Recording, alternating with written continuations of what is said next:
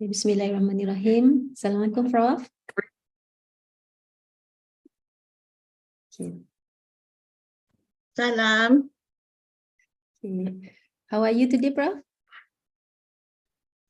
Alhamdulillah, I'm better. Actually, the whole family was down with viral infection last week, but we are okay now. It's just that from time to time I may cough a bit, and I need to pick up my my warm water to drink. I see. Okay, inshallah. I Alhamdulillah. hope that's fine. Inshallah. Hope everything will be okay, inshallah. Okay, so yeah, it's 9:30 already. Bismillahirrahmanirrahim. Assalamualaikum warahmatullahi ta'ala wabarakatuh. And good morning to everyone. Let us start with the Kitab Al-Fatihah.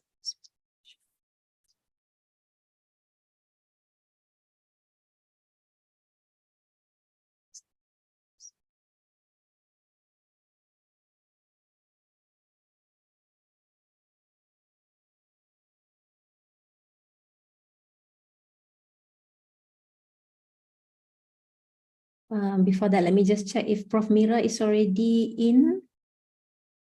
Prof. Mira, are you there? Yes, I'm here. Okay, nice. Welcome, Prof. Mira. Okay, let me start. All right. So welcome everyone to our webinar on developing personal skills, empowering yourself at work. My name is Madiha from CPD, and I'll be your moderator for today's session. We have an exciting speaker today who will guide us through the strategies and insights to enhance your personal skills and empower you in the workplace, inshallah. But first and foremost, let us all hear a few words from our Director of CPD, Prof. Mira Kalkiwi. Please welcome, Prof. Okay, thank you very much, Dr. Madiha, and Assalamualaikum warahmatullahi wabarakatuh to everyone, especially I feel so honored, so happy, so excited because I have my Sifu, my teacher. Your friend. No. Prof. Aziah is very inspiring. I know her both professionally and personally. I remembered a few months ago when I need perspective in work, I consulted her, and I'm so glad I consulted her. It gives a lot of not only perspective, but also motivation. So I believe today's session is so special because you will have someone who have been in education sector for many, many years. And not only she's an educator, she's a very motivated, inspiring motivator, which I think all educators should learn from her. So thank you so much, Prof. Aziah. I don't think I could thank you enough. In fact, now that not only me will have the inspirations from your journey in education sectors, and for everyone's information, Prof. Aziah has been renowned experts in a lot of research at national level. So if you have heard ICGPA, if I'm not mistaken, you're also part of that. Now we are actually part of the national research on the curriculum. So her contributions is basically everywhere. So I think it will be great for us to learn from her on how she actually inspires her colleagues at UITM, especially I have received a lot of testimonials from her juniors on how she inspired the juniors as well. So I think this is about time that we learn from the Sifu, from my Sifu, and I'm very sure you will have a lot of takeout points which we can turn into actionable insights, especially in the upcoming semester and years to come as an academicians in IUM. So again, thank you so much, Prof. Aziah. And I'm still looking forward to our coffee session. So if you're in IUM, we look forward to host you with a lot of coffees and cake. I owe you one. Thank you so much. Okay, so I'll send the session is yours, Prof. Aziah, and I'll send back this the sessions to Dr. Madiha. Thank you. Thank you very much, Prof. Mira. Okay, so before we begin, let us take a moment to get to know our speaker today, inshallah. So I prepared you a few slides just to show the biography of our honorable speaker. So All right. So Dr. Nur Aziah Alias was an honorary professor of teaching and learning at UITM. She was formerly the UITM Director of Academic Development 2014 to 2021, the Director of E-Learning, the Deputy Dean Academic of UITM Faculty of Education, and an instructional designer at the university's Distant Learning Center. She has a master's degree in physics and a bachelor degree in the same field from Indiana University, Bloomington. She earned a graduate certificate in ODL from University of Southern Queensland, Australia. Her doctoral degree is in the field of instructional technology. Dr. Nur Aziah has won awards, including Best IIUM PhD Education Student Award, IIUM alumnus, Malaysian Educational Technology Association Dissertation Award, and Academic Excellence Award from COSMA Malaysia. Dr. Nur Aziah also won the EdTech Leadership in Asia for Tertiary Education Award presented during the EDU Tech Asia 2019, Asia's largest education conference and exhibition that was held in Singapore, November 2019 before the lockdown. She was also awarded Anugerah Tokoh Academy Icon by UITM and the Department of Higher Education, Ministry of Higher Education, MOHI in 2022. Dr. Nur Aziah once won the Amy Mahan Research Fellowship from IDRC Canada that allowed her to study the use of ICT for empowerment and work with 12 other research groups from all over the world. She has involved in projects and research on technology for the needs of learners with disabilities. She also led a team that was awarded the best team in a UNESCO bootcamp for learning design and education for sustainable development, which was only recently in May 2023. Dr. Nur Aziah has been involved in several Malaysian Ministry of Higher Education's projects and initiatives. She was involved as a writer of the Orange Book for Differentiated Career Pathways.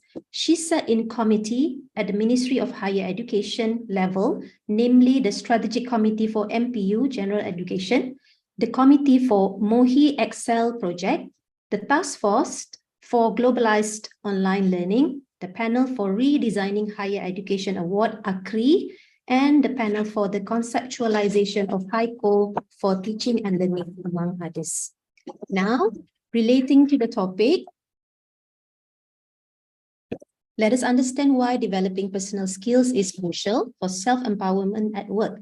Personal skills encompass a wide range of abilities, including communication, time management, adaptability, and emotional intelligence. By honing these skills, you not only boost your effectiveness, but also increase your confidence in navigating challenges and achieving success. So the session shall end at 12:15 p.m. and we will have about 15 minutes for questions and answers. So without further ado, let us all welcome Prof. Over to you, Prof. Thank you, Dr. Madiha and Prof. Mira for such a lovely introduction. I am not that inspiring actually, but I do my best to help others, that's all. Anyway, let me just, I'll do this in a little bit, but I would like to say thank you to everyone for being here this morning. Assalamualaikum warahmatullahi wabarakatuh. Good morning. Thank you to CPD for inviting me. I am basically, the one thing that I have to stress is that I am basically retired from the service, but I'm helping out the Ministry of Higher Education, Ministry of Education, working with IPG at the moment on digital educators competency or something like that. And I'm so working with my former boss, Prof. Kamal at Razak School of Government. So when Prof. Mira invited me for this, I thought, okay, Prof, what is it that I should be talking? Because I am not a motivational speaker. I am not a coach for personal skill, whatever. But Prof. Mira said, maybe use my experience and maybe try to help, frame some what teaching and learning and education is all about in higher education, especially in the midst of all the things that you have to do at the moment, right? You are so busy. So let me just share my screen. I got I must tell you that I have lots of pictures, so please do not be overwhelmed. Okay, can you see my screen, Dr. Madiha? Yes, Yes, okay. Prof. Yeah. All right. So the title, I tweak a bit. Sorry about that, Prof. Mira, not asking permission from you, but I tweak it a bit because like I said, I cannot really focus on personal skill per se because I do not have, to me, the expertise to do so. But what I can do is to bring you along a journey that where I've been for 34 years in UITM, and especially the 12 years, the last 12 years being the director of e-learning and also director of academic development, because that is where and when I sat at the Chancellery and looked over, overseeing the whole of UITM in terms of the academics, cultures. We have 9,000 different talents. We have 9,000 problems, right? But anyway, so I'm using the theme rising above your story because I think we need to have to go beyond a bit and go beyond our limitation, right? And to seek personal and professional excellence. So if you're feeling this, I love minions actually, right? So this one came out maybe a few years ago, you know.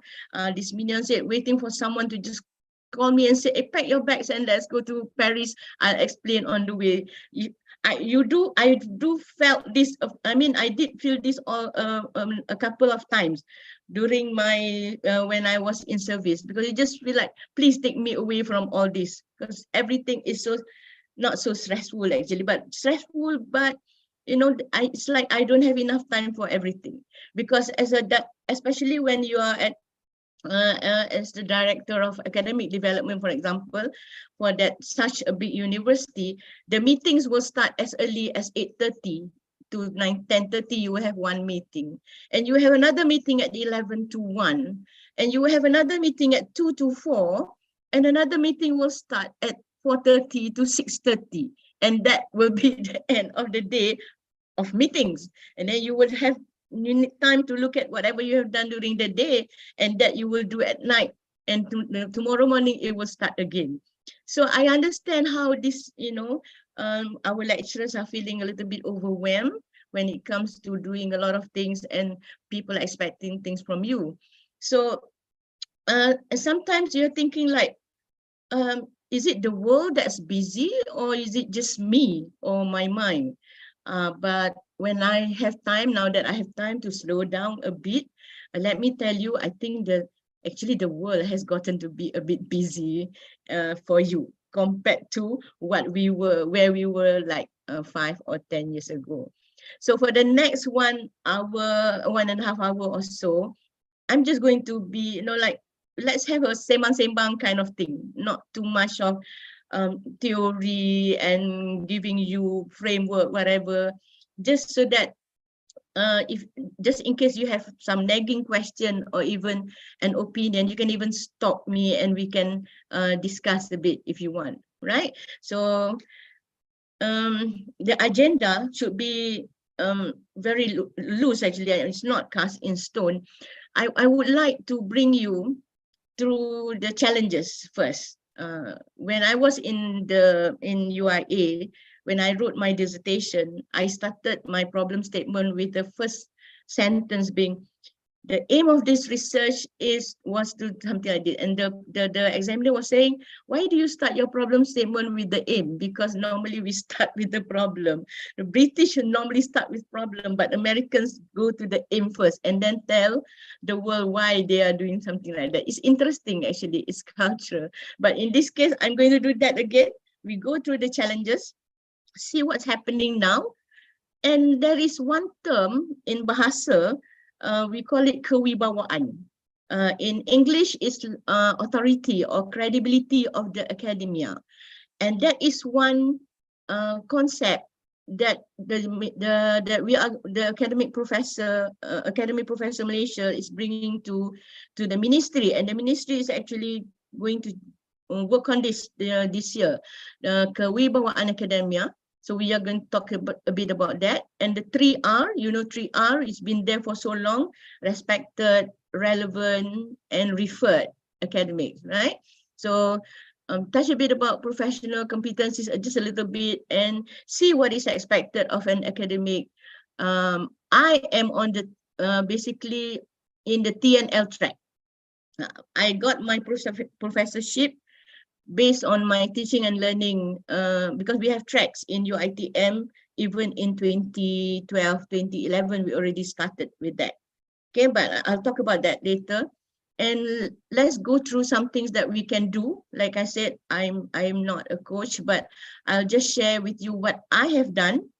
And in the end, I do feel actually I'm most of the time empowered to do stuff that I want to do. And basically, when I retire, I feel fulfilled. Now, that is the most important thing. After 34 years in higher education and observing what happened before and after the pandemic, I hope I can share some in this session, right? Okay, so this is basically, shall I say, our current state. How are we different, 5 years or 10 years ago compared to now? So I choose 5 themes. In terms of visibility and demand, most universities are talking about ranking. We need to bring international students in. I don't think UIA has that issue so much, right? I'm not sure. Okay, never mind. Anyway, if you are really, worried about your publication, this issue of Scopus lah, Q1, Q2, it has been there for so long. Even Prof. Dedi Mulyana here, actually from University Panjajaran, Indonesia, has already, Prof. Mira should be familiar with this person. He has already written on Hantu Scopus since 2018, and that's already volume 2. So don't worry too much about all this, Scopus, Q1, Q2, whatever. Just do your best. That's what I would say, because after all, it has been there for so many years. When it comes to research program, is it different now? Yes, we are more intensive, I think, when it comes to research. Students' learning program has changed for sure, compared to 10 years ago and even 5 years ago before the pandemic. Now, after the pandemic, we talk about students' learning experience because we don't want students to only be in the classroom within the 4 walls and not doing anything else, right? So that has changed. Now we do a lot of community engagement and impact to society. You got Sulam as well, and UIA is known for this. Congratulations for that. And of course, we are still talking about nurturing the future-proof graduates, because now, as you can see, our students, their career path is not linear anymore. If they go through one program, does not mean that they are going to actually end up in that particular career. We studied program relevance and all with Pramira and so on, but I would like to share one example.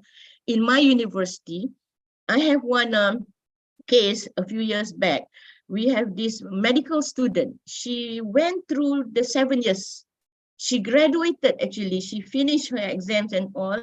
On the day that she is basically a doctor with her MBBS, she told the parents, now that I have done what you wanted me to do, that is to get an MBBS, now I would like to do what I want to do.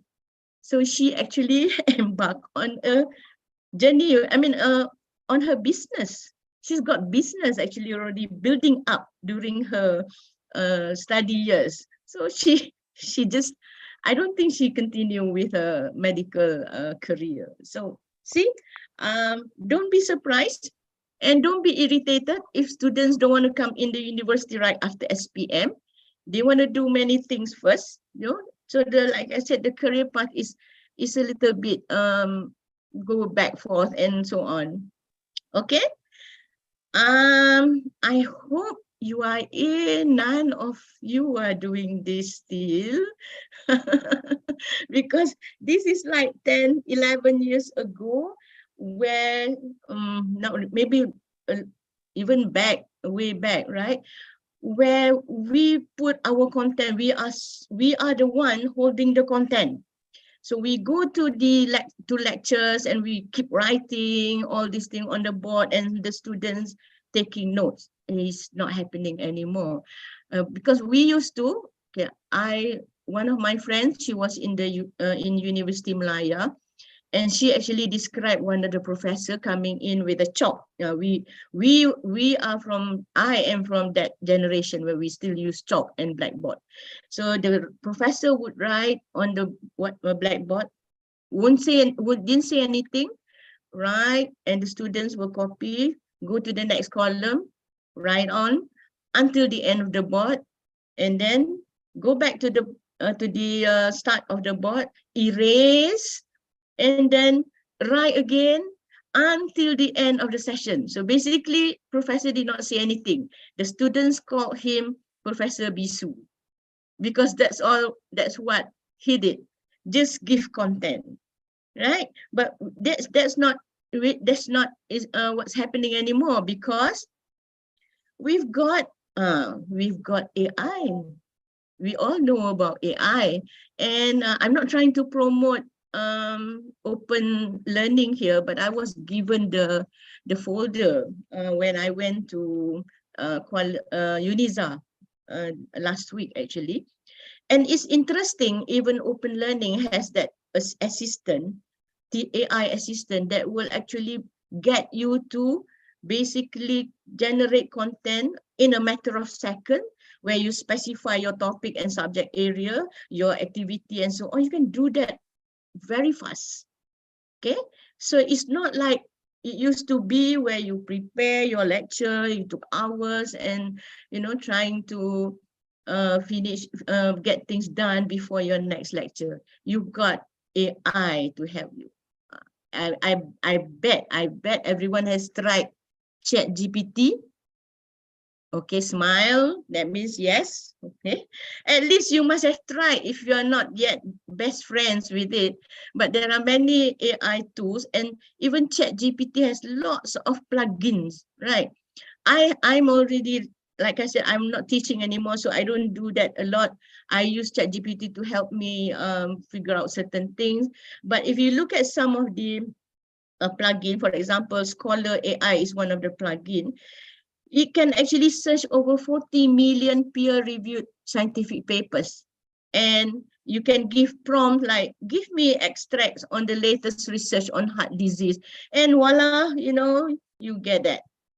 It's not like the way we do things a long time ago. So not only that, we have to worry, that is good in a sense, but we have to worry about something else about AI and ChatGPT. You know that statue very well, is the thinker, kan? Everybody knows the thinker, right? Because especially people in your IIUM, you're basically thinkers. But there is this, I borrowed this clip from Bramhall, who's actually with that two kids down there saying, he obviously hasn't heard of ChatGPT. So are we saying with AI and ChatGPT, we are not thinking anymore? That is your challenge. You have to make sure, you have to not make sure, yes, you have to make sure when your students are using this, or even when you are using this, you are still thinking. In fact, you are thinking at a higher level, right? Because you are not talking about memorization and so on. Okay. So let me just show this. I wanted to use some animation, but I thought I'm worried about the connection. So let me just show everything. We know all this IR technology advance and so on, and the speed of change, how fast it is, how borderless the world has become. We know that, but I just would like you to look at the 4 things there. It's sometimes it's really 9:44. Oh yeah, who's that? Right? Okay, we talk about VUCA. Bunny, have you heard of bunny? Brittle, anxious, non-linear, incomprehensible world. Then there's also Roop and Tuna. So if you mention that Buka, Bunny, Roop, Tuna, I now sound like someone from like a Hindi actor, you know. We have 4 things people are putting on, talking about how rapid, unpredictable, paradoxical, and tangled the world is, how turbulent, uncertain, novel, and ambiguous. Why do people do this? Because actually it is happening throughout the world. You've got a VUCA world, a bunny world, a root world, and a tuna world. And there are people, academics, look at the journal article written by Muhammad Karimi Moridani, Human-like Evaluation of by Facial Attractiveness Intelligent Machine.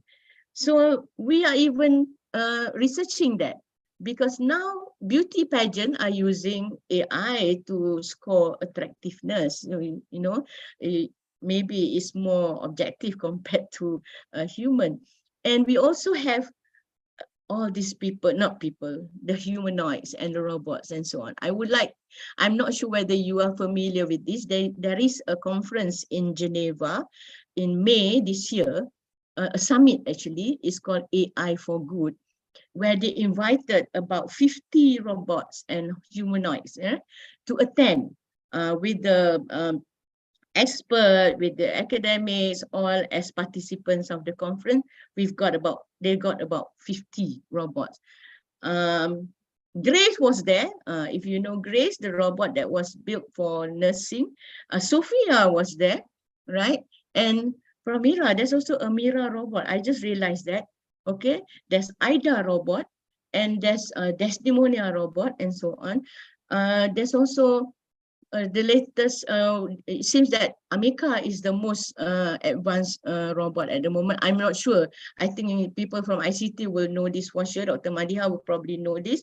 And this, is it a she? No, never mind. It was built using generative AI. So can you imagine?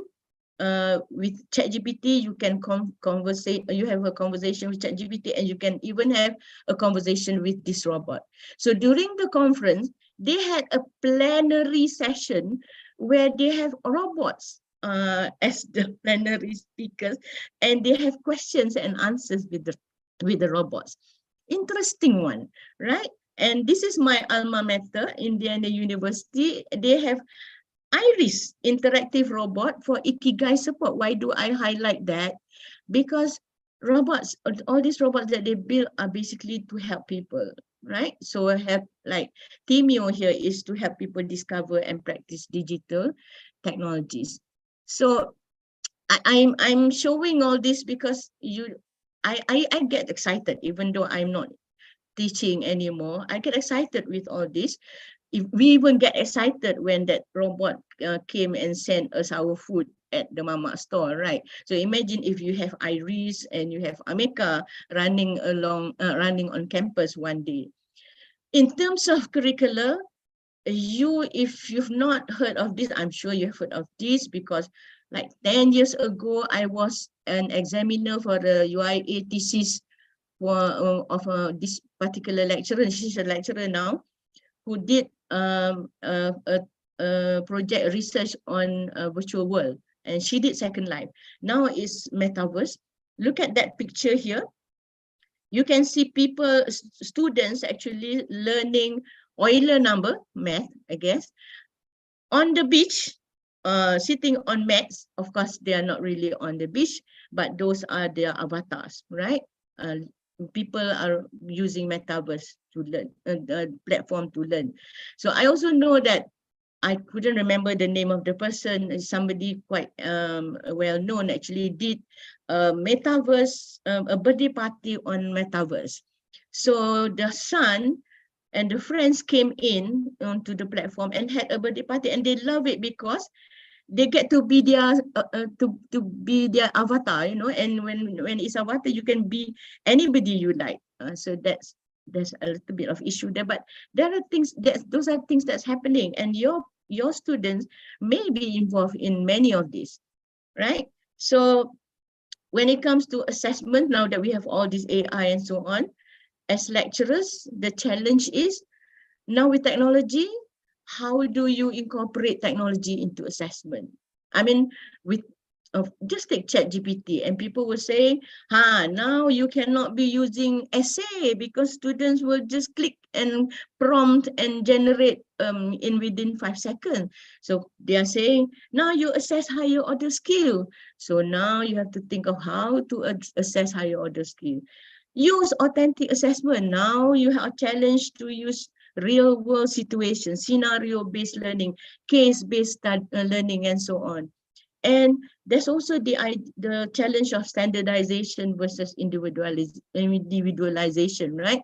Because now we talk about personalization of learning. So I'm not going to go into the students' side of all this, but more towards what we as lecturers should be aware of, right?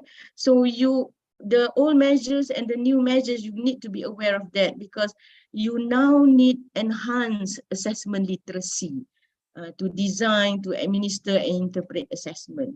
It is an ongoing challenge. I don't think assessment is something that people grasp very well actually. We are still comfortable with going back to quizzes and exams and so on. Okay, so can we look at more on the left side first? What should we embrace? Our programs will have to be more relevant. People are saying that universities are not producing, the right graduates. The skill gap lah, skill in gaps lah, and mismatch lah, whatever, right? So you have to know that, and you have to look at how to get students to demonstrate all these knowledge, skills, and attitudes as well. So when it comes to programs, it's not just one, one specific field. Now we are talking about interdisciplinary, multidisciplinary, transdisciplinary. I'm making you all nervous because there are so many things now that I'm saying. Anyway, learning has been on demand. For example, during the pandemic, we had hotel employees actually contacting us and asking us, is it possible for them to join our online classes, because we have faculty of tourism, right, and hotel management. So people are asking whether they can come in on campus via online, of course, not on campus, online, and learn together with our students. And I personally, in fact, most of us felt that was a good thing, because now you get your students to learn with people who are really practicing some of the things that you are discussing in class. So we can actually open up our campus and let people come in and learn via this method, online, not really registered, 14-week study plan kind of thing. People come in and actually learn through bits and bits of micro credentials or online courses and so on, right? So employability should be lifelong. Now people talking about lifelong employability. Can your students stay employable for many years to come? Are they taught, or are they nurtured to be people who are, you can go for upskilling, reskilling, and so on. So on the other hand, on the right side now, here we are, somebody call it intense teaching. We got to do a lot. We do this teaching while we are doing research, while we are doing commercialization and so on. I know that because I'm observing my daughter. She's a lecturer at the Faculty of Dentistry in UITM, and she is so busy with her clinics, her supervision, her projects, actually her CSR. She need to go to campuses and check gums and teeth and so on. When she came back from 2 months after she came back from her studies, she actually asked me, is this what being a lecturer all about? And it actually is it's pretty sad, not sad, it's heart-wrenching for a very young lecturer with 25 more years to go, feeling that, you know, overwhelmingly, sometimes tired kind of thing. So I'm asking, are we like a hurried lot? We want to do things very fast and so on, but that's happening. So when my daughter asked me that, actually I could answer her because I know her. I said, I think it's because when you do things, you want to do it well. So you tend to, you know, that's why you feel like you want to do this thing well, you want to do this thing well, which is, to me, is good, right? But you are going to be a little bit stressed out. And sometimes stress is good, actually. Okay, anyway. Another thing is crowded curriculum. People trying to fit in so many things. They find out, for example, pardon me for saying this, like for example, anti-rasuah comes in because we want in the MPU's collection of courses, because they want students to know about rasuah, but it does not have to be crowded, because you do not have to build it into that 14-week kind of course, because now students can learn over weekends. Students can learn online first and then come to class just for a very interesting discussion and so on. So we have to, the way we offer all these courses can change, and I don't think, in fact, I think MQA has no problem with that, as long as it's well documented. So micro-credentials should be in, right? So of course, we have our distracted learners. Our learners are different. I don't have to say much about that. The notification culture is there, or fear of missing out, right? Or also no urgency. Sometimes when they cross the road, I get so irritated because I will have to stop my car and let them cross the road with looking at the phone, you know, on campus. See, those are the things that we are dealing with, right? So it is a challenge. So what are we targeting? I'm sure all of you lecturers, we somehow, one day we would like to be promoted, right? Of course, we want to get award. So what are we targeting? Promoted, so to show that, is it because of affirmation, reward, now we get more money, compensation, acknowledgement, recognition, prominence. To me, when I apply for my professorship, for example, it's more about affirming what I've done is of quality and actually is impacting someone or you know, the university and so on. Then again, when should we go for a professorship and so on? So again, I'm using the word hurried because I think some of us, we are a little bit in a hurry, right? You look at the criteria for promotion, for example, there is sometimes there are lines like a minimum of 12 publications, journal in index, whatever. So what you do, when I say what you do is, I notice what most lecturers, young lecturers would do is to look at that minimum requirement, 12 publication, and push yourself for, you know, to work hard and to get that minimum requirement. And you see, oh, okay, now I have fulfilled the criteria. And you push it for your promotion and you tell the panel, I deserve the promotion. But actually it's based on minimum requirement. So be careful with that, because, you know, you don't want to be a professor when people are looking at you and say, eh, professor dah, you know, just because you publish 12 minimum 12 publication. Sorry if I'm not trying to highlight anything or anybody, but this is how people are looking at it. This is an exaggeration, actually. How do you plan your path? Junior lecturer, 1 year confirm, go for postdoc. Senior lecturer, I must do this. I must have 100 journals by then. I must be cited, maybe 2000 citation, whatever. That's how some of us think. And you have this timeline that you set, like, I must be an associate professor by 35 or a professor latest by 45. Itu pun dah tua tu, tak nak tu. It has to be earlier. 10 keynotes, 3 books, that kind of thing. Yearly, I need to write lots and lots of articles and become the dean, the director, or the VC, in fact. Is it wrong? No, really, but I see a lot of numbers. What if you do it this way? Maybe you say this is a little bit corny, but this is, I think, is a more harmonious way of looking at it. This is what I do actually. Junior lecturer, I expect to be mentored. I should acquire pedagogical skill, delivery skill. My basic degree was physics. I did my master's in physics. I taught physics for 15 years. I was not from education, but I have an interest in education. So I applied for PhD 3 times. First 2, no go, right?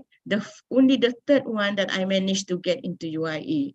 And so as we move along, we should be able to develop a curriculum. We should be able to, extend a theory, lead, mentor, and so on, and contribute to global community. So it is a different way of planning to me. May work for you, may not work for you, but you can try that. So you decide, right? How are you going to plan it for the rest of your life? So I think I have given that part of that, the challenges and what we are doing. So for the next hour or so, if you let me share my experience, we go towards this Wibawa thing, excellent academia. And I would really like you to reflect or introspect, right? Because normally when you look outside, like Carl Jung said, you look outside, you dream. But if you look inside, it awakes you, because you understand your current roles and responsibility. Then only you realize actually the university has provided a lot of avenues for you. And then there's one thing, there's one issue of a matter of sustaining whatever that you have achieved as well. Because Bill Gates said success is a lousy teacher. It seduces smart people into thinking they cannot lose, right? But it's not easy to stay successful, right? So we keep going beyond, and we need to go rise and rise above, right? So academia, kewibawaan. This is, I need to frame this, because you have to understand what we expect from young academics. And this is from academic professor. We are bringing a kind of a white paper to the ministry about kewibawaan. Kewibawaan means appreciation, respect, external recognition of academic excellence. You don't go around telling people, hey, I am a academic yang berwibawa. No. Other people look at you and they said, there you go, that's an academic yang berwibawa, or one with authority and credibility. So I borrowed this definition from our TKP, Prof. Dato' Nozaini, and she had this session in November in 2021. In fact, these are the different dimensions that she put forward, right, when it comes to wibawa academic, that credibility, that authority. So one, of course, you have to be academic, you have to have academic excellence. Whatever you do, you graduate a postgrad, right, a PhD student, that quality of graduates, and you have that reputation. When people go into your class, they come out from your class, they say, oh my God, we have learned so many things, and you disperse a lot of things that can be explored just by listening to this person in her class, for example. And the thinking has also changed among the students. That is an excellent lecturer, right? Of course, your personal principle, I don't have to mention that. The honesty, openness, transparency, prudent speech and behavior, praiseworthy manners, adab lah, right? And culture, professional, collegiality. We talk a lot about collegiality, but it is sometimes intriguing to see how people worry about sharing things, right? I must say about, for example, my university, we have so many campuses. For many, many years before the pandemic, we have people teaching the same subject in Perlis, for example, in Shah Alam and in Sarawak, same subject.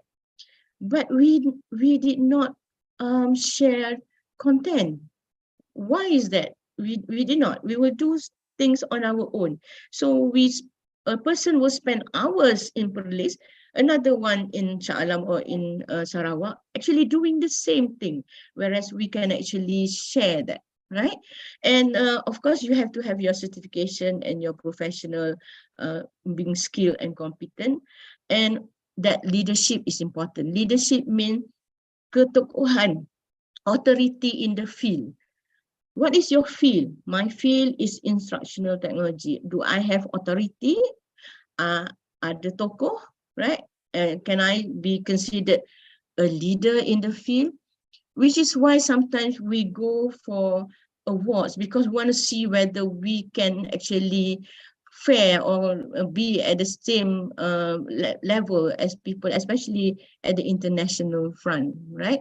And of course, this comes with person of character as well. So academic excellence, academic culture, certification and performance, personal principle and leadership, that builds up your Wibawa Academic. Do you feel that you are now, you can safely say that you are someone with that kewibawaan? Hopefully so, yeah. But professionalism is another, if you deep dive, then there's professionalism, because that includes your behaviors and attitudes to perform the highest standard. So when you want to say higher standard, it has to be grounded expertise. Grounded expertise means theory is strong, practice is also strong. I can talk about, oh, AI, whatever, but I don't use it. Oh, that is not. I don't think that is professional, right? And of course, that's the ethical code of practice. Again, collaborative and collegial practices, knowledge building, and so on. Okay, so in UITM, we try to help out this kewibawaan. We have the inspiring educator as one of our pillars.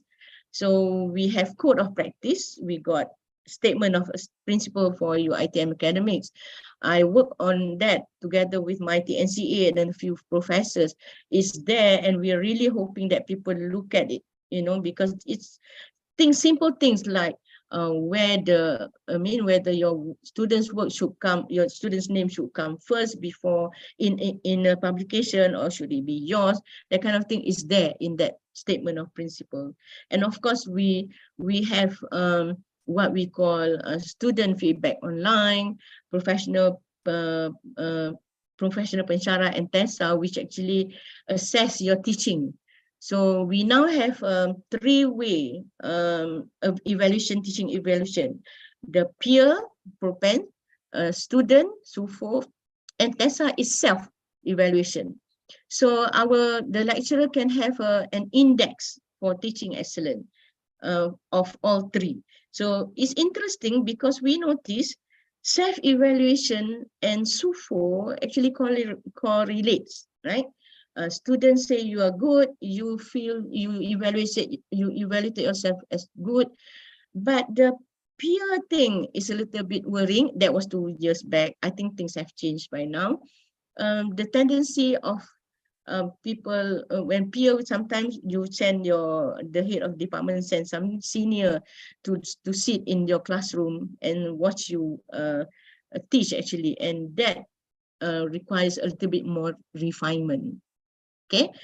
Anyway, so of course, grounded expertise, you are familiar with that because you do a lot of research, but you need to bring your research into the classroom. What do I mean by that? Talk about your research to the students, or put it as part of the content that you are teaching, right? And of course, curriculum. People shy away from curriculum.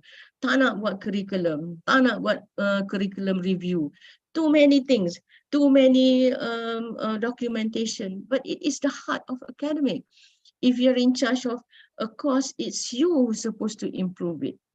Okay, so anyway, we have this amanah thing in UITM, in our Education 5.0, where we clearly frame out the trust and the integrity part, right? And we put seek and explore knowledge as important, propagate knowledge, uphold and preserve knowledge. So it's there in the document and it's there in all our strategic planning. So inshallah, sooner or later, years, maybe people will really embrace this. Okay, so when we talk about professional competencies, for example, it's not just knowledge and skills. Some people are very knowledgeable, and we are all knowledgeable of our field, and we are we've got lots of skill. But when it comes to competencies, let me just give an example. I am a physics lecturer.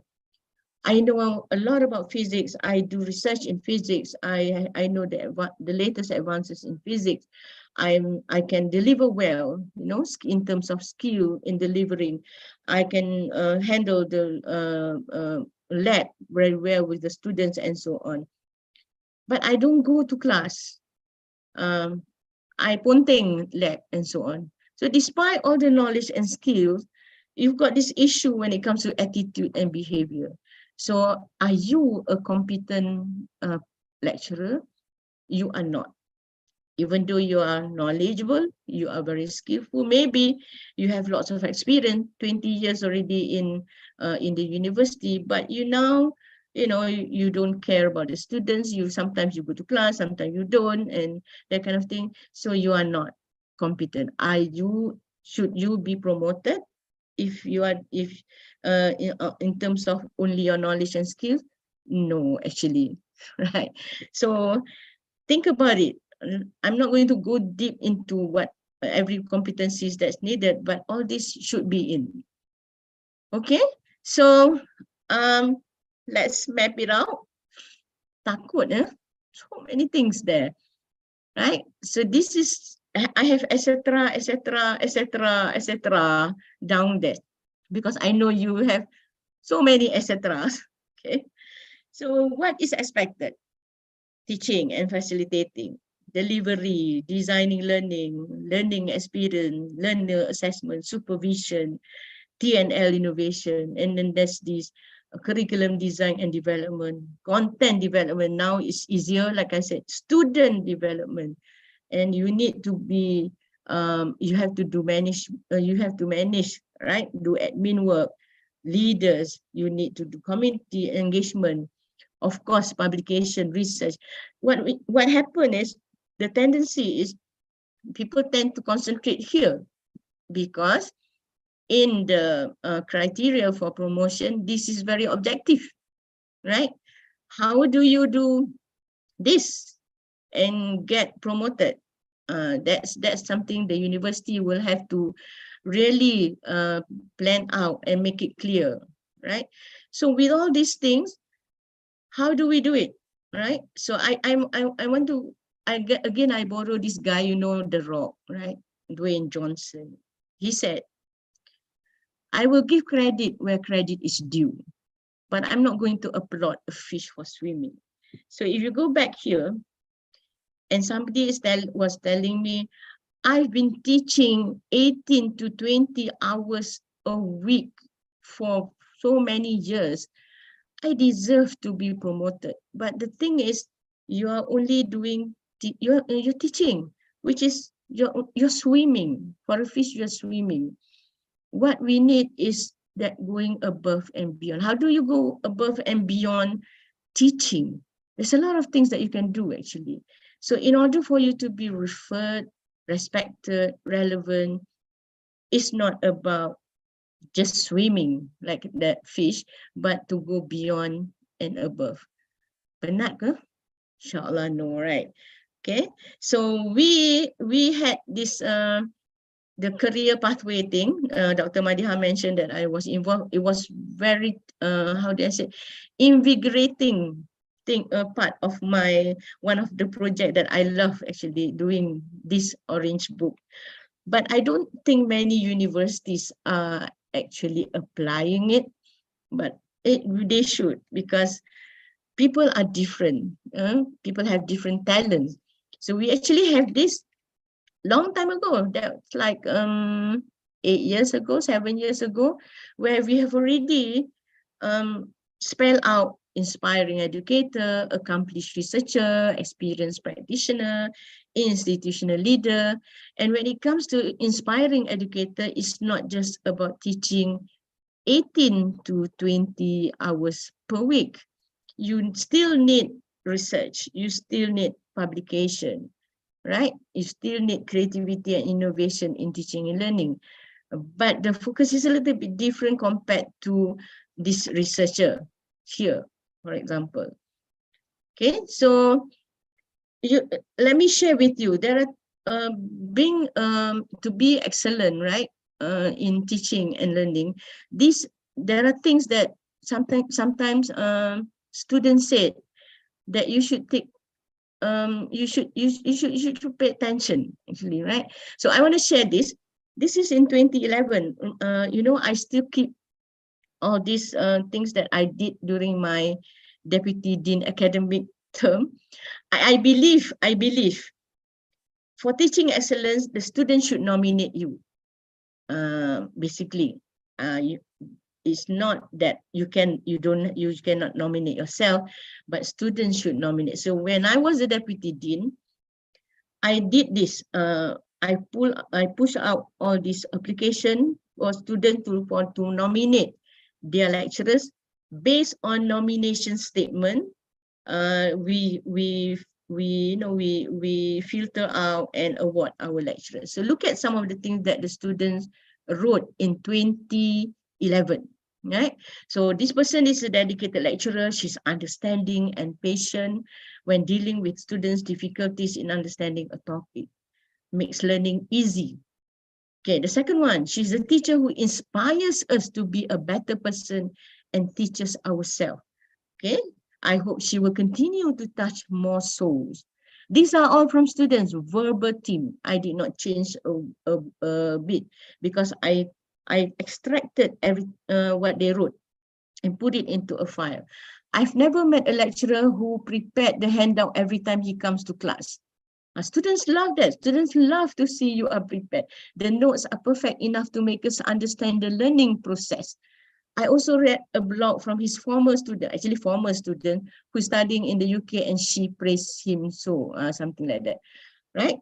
And this person said has always excelled in her deliveries as a lecturer, guide her students, professional, committed in her work, one of the well-respected lecturers who work well with the student, enjoy all the lectures, especially with her in-depth knowledge.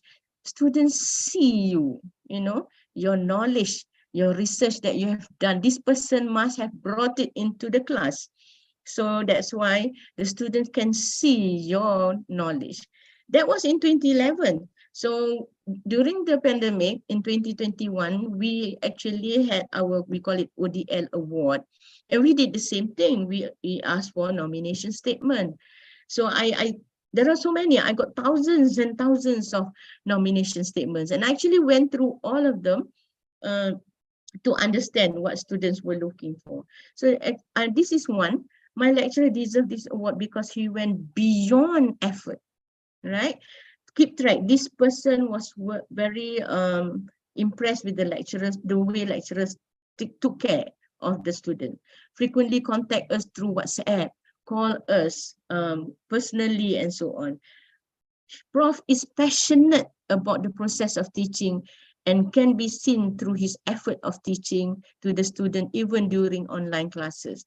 So your passion actually is expressed through how you deliver to the students and how you you really want the students to understand, right? So you'll be asking them questions, sometimes even picking up the phone and asking after the class, how are things and so on. So what we did was, you don't have to read all. We filter, we try to cluster them into teams.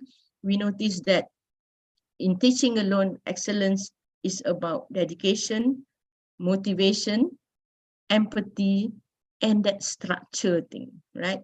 Because this was during the pandemic, so students were a bit, it's a chaotic time, right? So they look out for that structure. So look at this one, she prepared outlines, uploaded videos weekly, Google form for feedback, and so on, video conferences. She stick with the schedule, talk about passion, giving students hope, kata-kata semangat. Wow, so not that difficult, right? To be passionate, to be motivating, to have empathy. Okay, so so far okay ke, Dr. Madiha, or am I like talking too fast or whatever? Can I continue? Yes. Or maybe we could open some questions, perhaps. Yes. Just to get everyone. Yes. Yeah, participants can ask questions. Perhaps you can just turn on the mic. If you want to, right? But there's a lot of questions actually in the chat too, Dr. Oh. Madiha. Can I be the first? Bismillah. Okay, go ahead. Bismillah. I'm Dr. Mayudi here from Kuliah Yes. Economics. So if you go through the chat box, you will see my name appeared the most. Okay, hold on, doctor. Let me go through the chat box. Never mind. I think I just want to raise one Okay. point about the Yes. rock just now. Yes, the rock. Applying the rock standard. I just typed this one. Applying the rock standard. Am I another fish in the pond in the session? Given that I've shared many thoughts and many questions. So on that sense, am I a good student in this session? So I just want to know, using the rock, right? Am I another fish in the pond? So yeah, I would like to get some input there, Prof. Okay, but I've not read whatever that you've written in the chat yet. Sure. You Okay. can look at it, no problem. All right, hold on. Let me read whatever that you have said. I think, okay, I see. Would you like me to read for you, Prof? If you can help me, because I can read some, because I'm trying to find Dr. Mayudi's input actually. Can you help me, Dr. Madiha, some of the things that Dr. Mayudi said? Actually, Dr. Mayudi, you have put quite a lot of questions there. I think what Dr. Mayudi is saying is that the rock, right? yes. Applying the rock standard. Okay, yeah, I'm looking at it now. Applying the rock standard. Am I another fish in the pond in this session? I have shared my thoughts and critical questions the most for, hang on, I couldn't see. Okay, for all to think further. Your response, Prof, could give useful insights on assessment on students. Okay, assessment on students. Yeah, basically the most active students in this session. Okay. Dr. Mayudi, usually are not another fish in the swimming in the pond, I'm sure. Because that's the reason you being here this morning shows that you're not just another fish.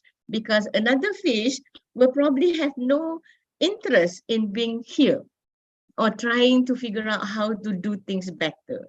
That is my answer. Of course, I would like to read all your questions, maybe in a little while, because it seems there's so many things.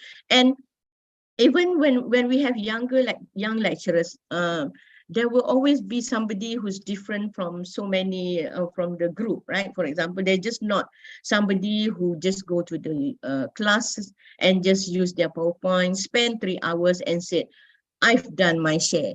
There are many lecturers who went beyond, right? Who goes beyond. So that's what I'm why I use the rock standard, because we want you to go beyond, and that's what you're done in this particular session. But then again, like I said, you're already here, which means you are already different from a person who really don't really care how to go beyond or how to improve, right? So maybe as a student, I'll probably give you an A, but I need to assess what you have written as well. I hope that oh, I'm seeing somebody I know lah. Okay. Dr. Madiha, I think I see Khairil. Oh yes, actually we have Dr. Rika first. If Dr. Rika. Sorry, Dr. Mayudi, are you okay with me saying that? Sure. Sure, Yeah. thank you very much. Thank you, Prof. Assalamualaikum, Prof. Can you hear me? Oh, you're very, very well. Okay, I'm Dr. Rika Rahman Nasaruddin from Kuliah of Engineering. I do have some questions related to the academic profession as a lecturer. So what do you think if we have to do all of those tasks and excellent in all of those tasks, we are just like jack of trades but master of none? This statement was, I think a lot of people mentioned this to me as well, and I kind of agree on that statement. Why don't we try to? This is just I wonder why don't we just like allow the lecturer, if some of them, especially in engineering, if we want to focus on research and also in teaching, both are totally different. Because in research we have to go to the lab and it acquire us to do a lot of, lab experiments with tools and chemicals, materials, and machine. But in engineering, we can also focus on research related to teaching only, right?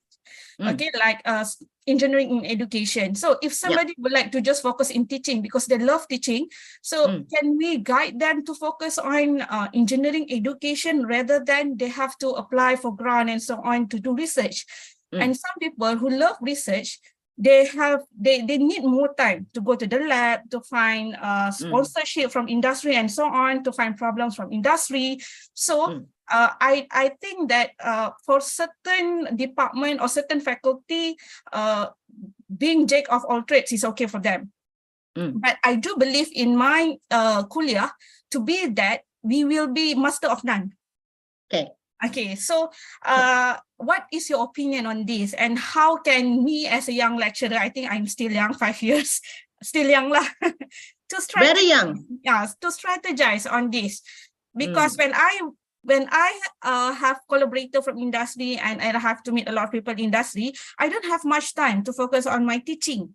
To prepare well on my teaching, because engineering is quite tough juga lah as well. A lot of students fail in those core subjects. So you are also in physics, you know that, the calculation and so on, students don't like it. So what is your opinion on this matter? Okay. All right. Wow. This will have to be related to the authority later lah, yeah, because we don't want lecturers to be jack of all trades, master of none. We wanted to use that phrase, jack of all trades, master of one, in the differentiated career pathway, because that was the idea. You do all those things, you have to have a good focus on teaching, even though you are a researcher, for example, right? It can be, because we don't want, it happened in some universities, including mine, for example. Once we name some lecturers, okay, you are going to be the researchers for this, the focus on research. So the people who focus on research refuse to teach because they said they are researchers. And they develop this elite group of researchers because they get grants, large grants, and so on. So teaching is being given to people who do not have grant, that kind of thing, right? But we try to change that through the differentiated career pathway, like I said. But it depends on how the university pick it up. So in my university, for example, it's clear. Going into 54 promotion, the lecturer will already have to decide the track. In fact, yearly, lecturers, when they punch in their achievement for the year, they have the track. For example, even when I was a director, my track is leadership. So meaning I will be judged based on my whatever I do as a director of academic development. I teach. I have to teach. Even though up to the very last day I retire, I teach because that is our jantung. Yeah? You cannot say teaching is not important. In fact, as when I was a director, like I said, with all the meetings that we have and so many things to do, I asked my faculty to actually schedule my class on Fridays. You know why? Because I love to end the week with my student, because it will give me a very good feeling going into the weekend. Because we need lecturers to feel that way. All those things that we do with the industry and so on, a lot of time spent there, but that precious time with the students must be there. Now, how short or how long that you want to do. So for someone who wants to be involved in engineering for education, if you are in engineering, so Prof Khairia, right, from UTM. UTM. Do you know Prof Khairia?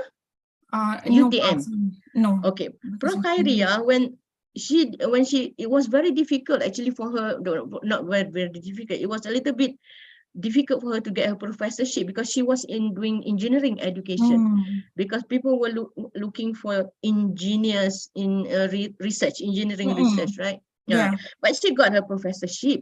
She did very well. And you know where she is right now? She's now a tenured professor at Purdue.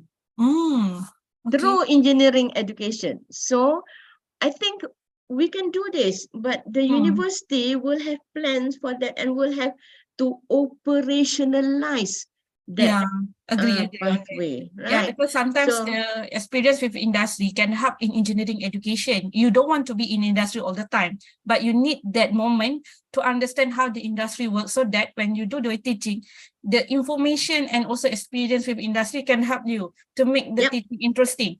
So I do believe, yes, at the beginning, we are going to be jack of all trades. But after 5 years, you start to do the, like you can focus which one is our forte. That is my opinion. It's possible. And the industry that you're working with and so on, bring your students to the industry as well, because now you've got industry that's available that you're collaborating with. So like I said, don't forget the students. That's all right?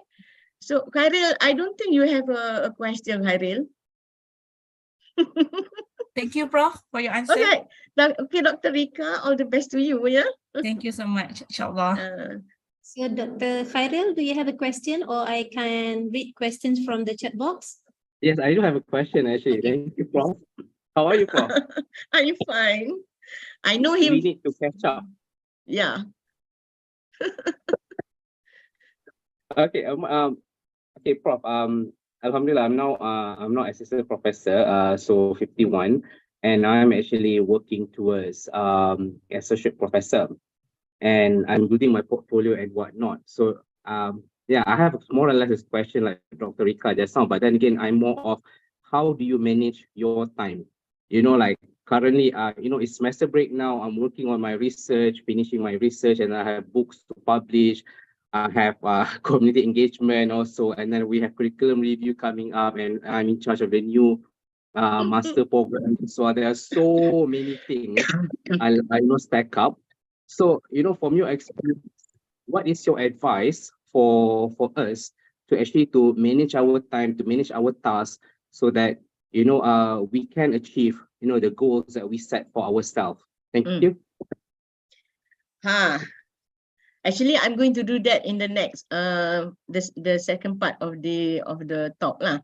But it's a good question lah. Question that my daughter asks me almost every day actually. But there are ways. Not to say it's clear cut, and it's one way is a blanket thing for everyone. It may not work for everybody, but there are ways of doing this.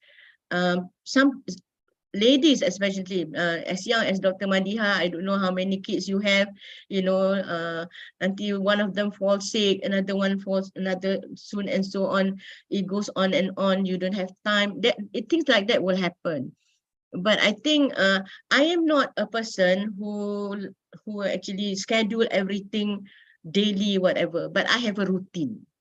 I think you should have some form of a routine. If you don't mind, I'll go through some of these things after this, Khairil. What we should do, is that okay with you? All right. But another thing, maybe I should say this early. You have to be updated of all the services, of all the technology, of all the tools that you can use, especially in terms of productivity. So like mummies, for example, like I because I'm a lady, so I'm talking about moms first. For example, you need to write 3 hours. You need 3 hours to just sit down and write, finish off your article. But your kids are, you're at home, it's school holidays and so on. But you got things like kiddo care right now. You know kiddo care? Khairi tak tahu kiddo care, right? So kiddo care, they will actually send someone to just take care of your kids while you do your work. How much is it? It's not expensive, but you need to know all these things. You have to have knowledge of all these things. Otherwise, you get flabbergasted lah. Allah tak done and so on. So if you don't mind, can I go through this? I think it will help Khairil to answer some of Khairil's question, and we answer the rest later. Is that possible? Yes, sure. Boleh ke? All right. So I'm hoping that, for example, we number one, like Dr. Rika was saying, there's so many things to do, but I hope young lecturers especially, you remember that everything starts and gravitates around knowledge with the students at the center. And I think I mentioned that just now. When we put students, I'm glad Dr. Rika asked me that question actually, because when you do all the industry and community work, there is that the student part that you can bring in. It's not something totally isolated. Today I'm going to do something with the industry. Forget the students today. No, at the back of your mind, whatever that you are doing with the industry will probably be beneficial to the student in the class, or even when you talk to them, right? Because let's say saying the latest thing in engineering, for example, even research. You do research, it will inform the latest curriculum, the latest thing in the field. It can be brought into the curriculum. So I really wish people think of it this way, because I tried so many years to do this in UITM, because I see people doing things separately. So I have student affairs, getting students to do all the project, pergi rumah anak yatim lah, whatever, and so on. And the academic people also doing the same things, ulam lah, whatever. And it's the same student. So in terms of time, student pun mati, right? Right. So we should sit together. That's one thing, Dr. Khairil, because we need to collaborate actually, right? So you have to move into this, you have to be responsive, like I said, and you need to be responsible. Let me just spend 1 minute on this. If you heard of Majime there, a nurse, reliable person who can simply get things done without causing drama. I have to mention that, because sometimes when we give something new to the lecturers, they scream first. Okay? They have to scream. Don't scream, don't scream. There must be a reason for certain things. But the responsive part, I need to share this thing. One of the lecturers did something with the community, brought students to the community, taught students to study physics and science, actually, using different ways of studying, which is very interesting. It's not textbook based and so on. So he posted it on Facebook and hashtag so many things. So I just mentioned to him, why don't you hashtag SDG4? Because this is actually about quality education. And the young lecturer said, oh, tak terfikir pasal SDG ni. Ingat hashtag ni yang berkaitan dan terdekat dengan kita je. So I am worried because our lecturer does not feel that SDG goals are actually berkaitan. So I hope it's not happening in your IA, because it is your your bread and butter, if I'm not wrong, right?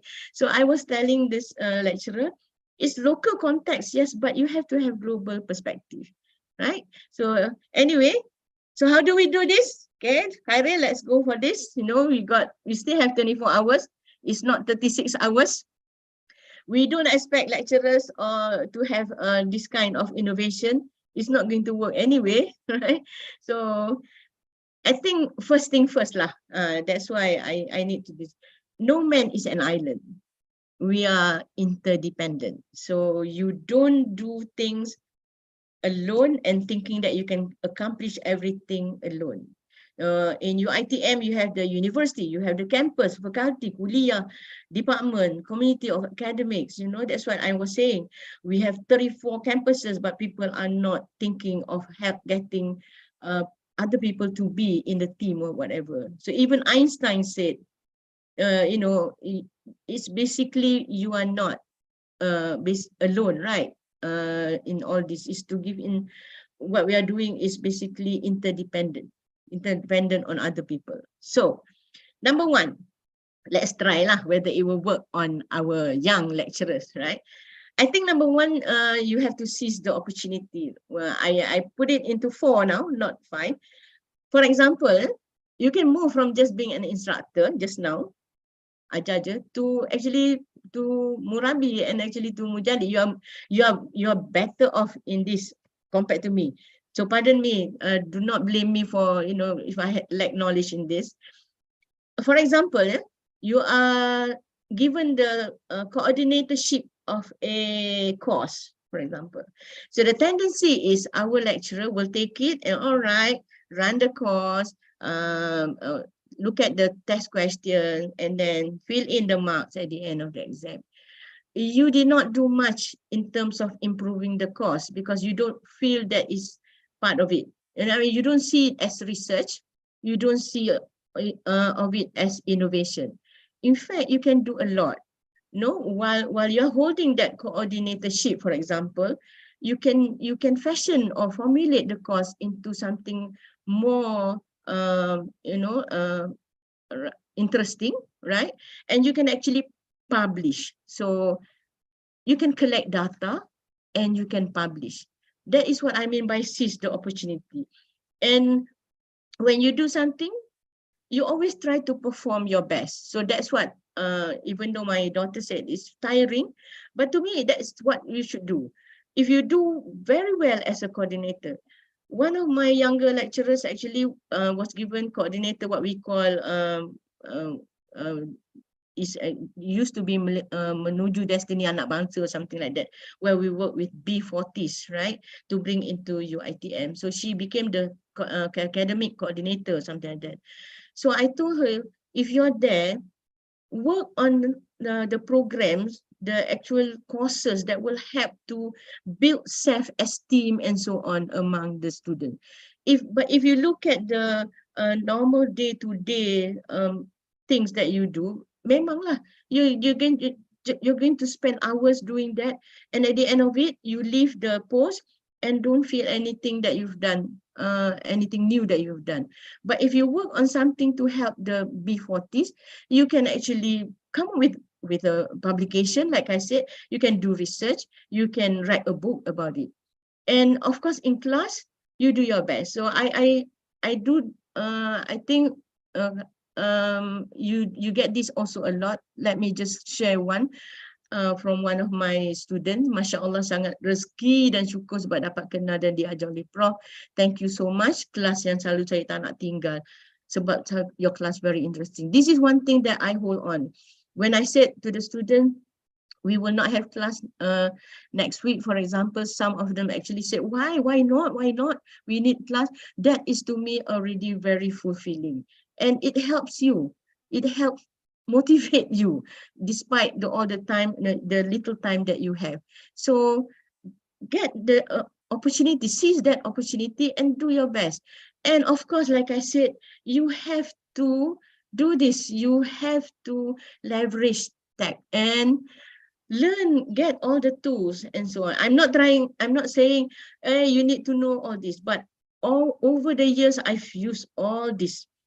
I use Trello when I teach research because I need students to understand how the process flow, right? And I've been using Padlet since during it's called War Wisher and so on. I'm now I tried AI Bing, very interesting. Copilot, you should look at Copilot because it's a productivity. It helps a lot with productivity and so on. So don't shy away from technology. Slowly but surely find a few that will help you with what you want to do, right? For example, when you want to write something, you have no idea what to write. For example, like go talk to ChatGPT. It will give you a lot of suggestion. From there, then you write. You give your voice, right? It's not. There's nothing wrong with that. Now, it's not like during my time where I have to, really sit down and think one paragraph in 3 days, only one paragraph and so on. Now you can write 3 paragraphs in 1 second. Okay. Other than that, once you are there, you need to challenge yourself. You know why? Because if you don't do this, you don't get that energy, right? Right. Let me bring you back to 30 years ago. I've shown this before. Some of you may have seen this actually. I like computers, that's for sure. That was 30 years ago. I wrote something on computers and saying that 3M is not enough. So the journalist got excited lah, right? So he actually asked the late Ungu Aziz to comment on my paper, but that was life-changing, I tell you. So from 30 years onward, I'm still here. I'm still with instructional technology and enjoying technology up to the very last day I retire, right? When it comes to teaching. Then this is while I was in UIA. I wanted to do a research that's different. So there was this DDR. It wasn't there before when I was doing my PhD. So I read about it, and I talked to Rita Ricci herself, actually through email. And when looking for the examiner, I asked my late supervisor, Arwah Dr. Mazuki, is it okay if we get Rita Ricci to examine my work? And my supervisor, my wife's supervisor, actually said, go ahead, but you must know it may break you or it may make you, right? It will break or make you. So there is a risk. So I said, okay, fine, I'll take the risk. So actually, Rita Ricci examined my thesis. I passed with no correction. That's why UIA gave me that award. But it is something that I challenge myself, right? So you should do something like that because it gives you that energy to move forward. And I've been doing DDR. My students are all DDR people and so on. So in UITM, we got very little resources, but we wanted to do a lot of things. We've got lecturers to train and technology coming in.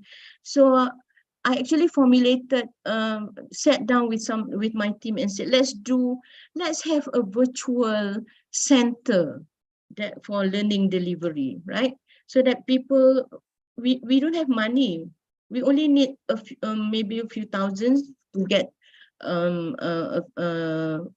technical staff for this. So if you go to UITM, you will not find CIDL, Center for Innovative Delivery and Learning Development. You will not find it. It's virtual. You want to find the office of the head, it's not there because the head is in our Academic Affairs office. But until now, I think this is the latest, we have 18 what we call collaborative groups. And these collaborative groups, they are lecturers. They are not given less workload. They are not given any honorarium or any allowance to work on this, but they have been working very hard on the different things that we identified, right? So we now have, for example, ADAB in education is as one of the collaborative groups. So what they do is they create awareness, they work on training materials, they work on modules. So like we used to have a CG, we call them CG for ODL. It has now been dissolved because we are done with that. We have very good documentation on ODL. We also dissolved the inclusive education, I think. That is not there. We're still there, but we are dissolving it because we already have an office for special needs and OKU. So we don't need CG anymore for inclusive education. So this thing is dynamic. It will grow. Virtual reality is there. I think we even have AI. Cannot find it there. Never mind, and so on. Right. So challenge yourself. So these are the CGs, like I said, they do a lot of webinars. Now it's also on site at our ILD. And the fourth thing, as you do this, okay, you're writing and so on, you need to generate new knowledge and improve practice. So if you're holding a post, for example, like I said, the coordinator just now, you're a coordinator of a program, improve practice. Some of the things that you know that nags you, that's been taking a lot of time, do something about it. You know, go improve it. So in my an example of my this among the last things that I did before I retire is the UITM ADAB model for delivery, where I put together all 4 things actually: A, analysis, design, assess, and build in belief, and these 7 steps for lecturers to follow. But we're not going to go into this, but this was during my Director of Academic Affairs, right? So improve practice and then stay connected. You have to stay connected. You need to know, like I said, especially when it comes to knowledge or the latest, I'm just putting 8 things here, but you can have more.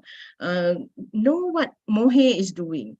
Know what things the industry is doing, even news, UNESCO, and so on. You know why? Because then you are not doing something totally, astray lah. Not really astray, but at least you are framed.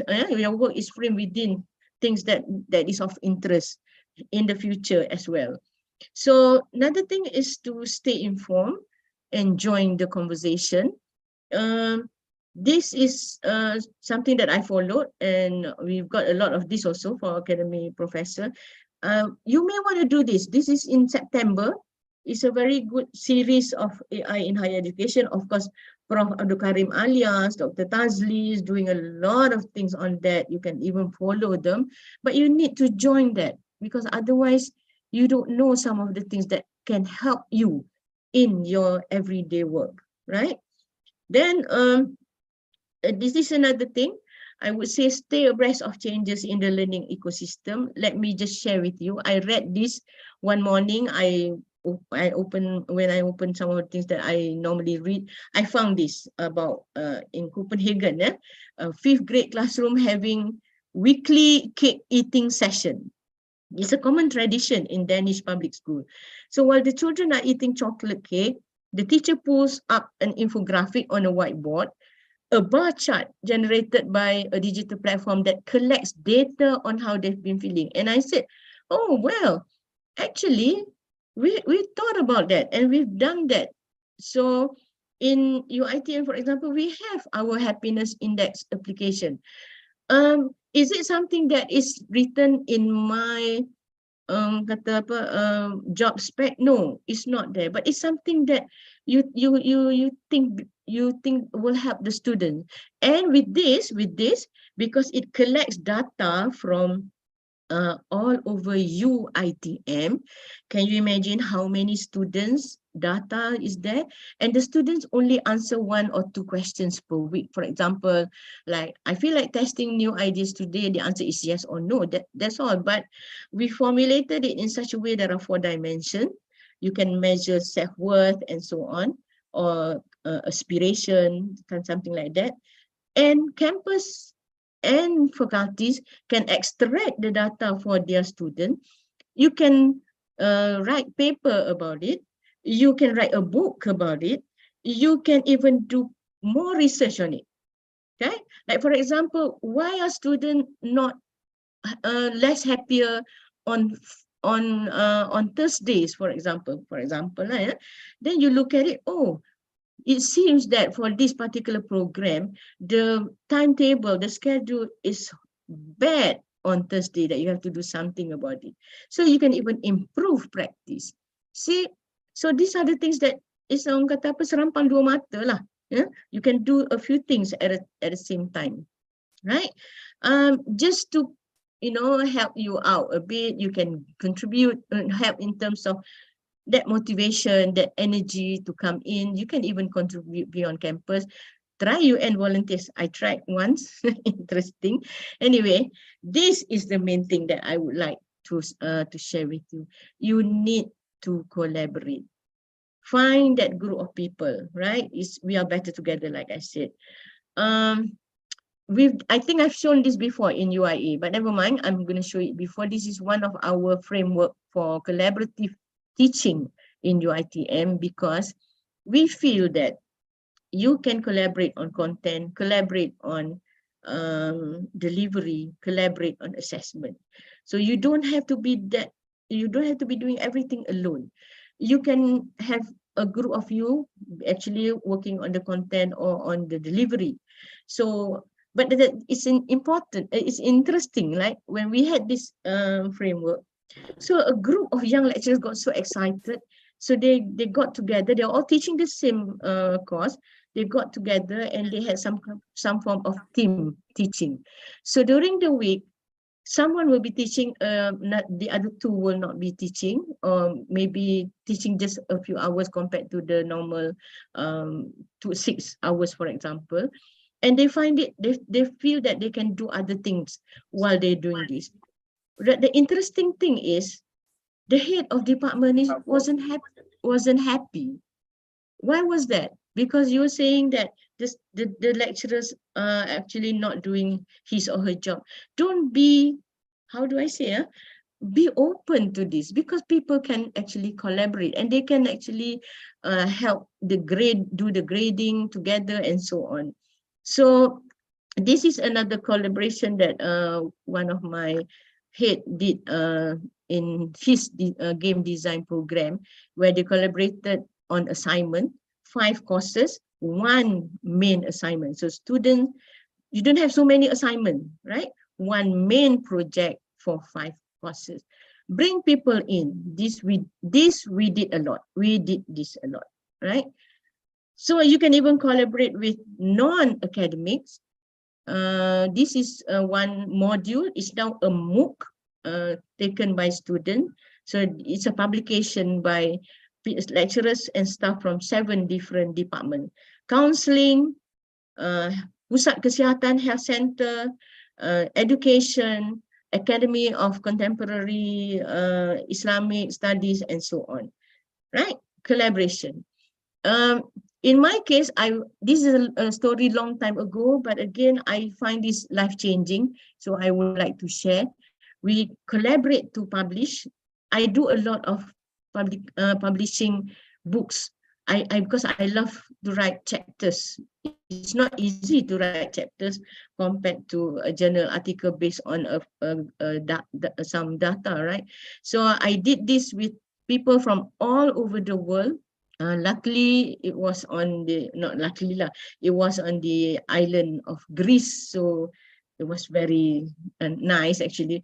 We went there for 3 to 4 days. We sat down, we discussed, we fought a bit, and then we consolidated, and we got our book published within a few months. So I got 2, and they're still doing this. That's why I'm showing it to you. They have one this year in Copenhagen in June, and another one in 2024 in Aegina, this particular island. So when we do this, we don't write a full book, but we collaborate, right? So all this, my contribution here in all these books, right? All this basically were from data from my classroom.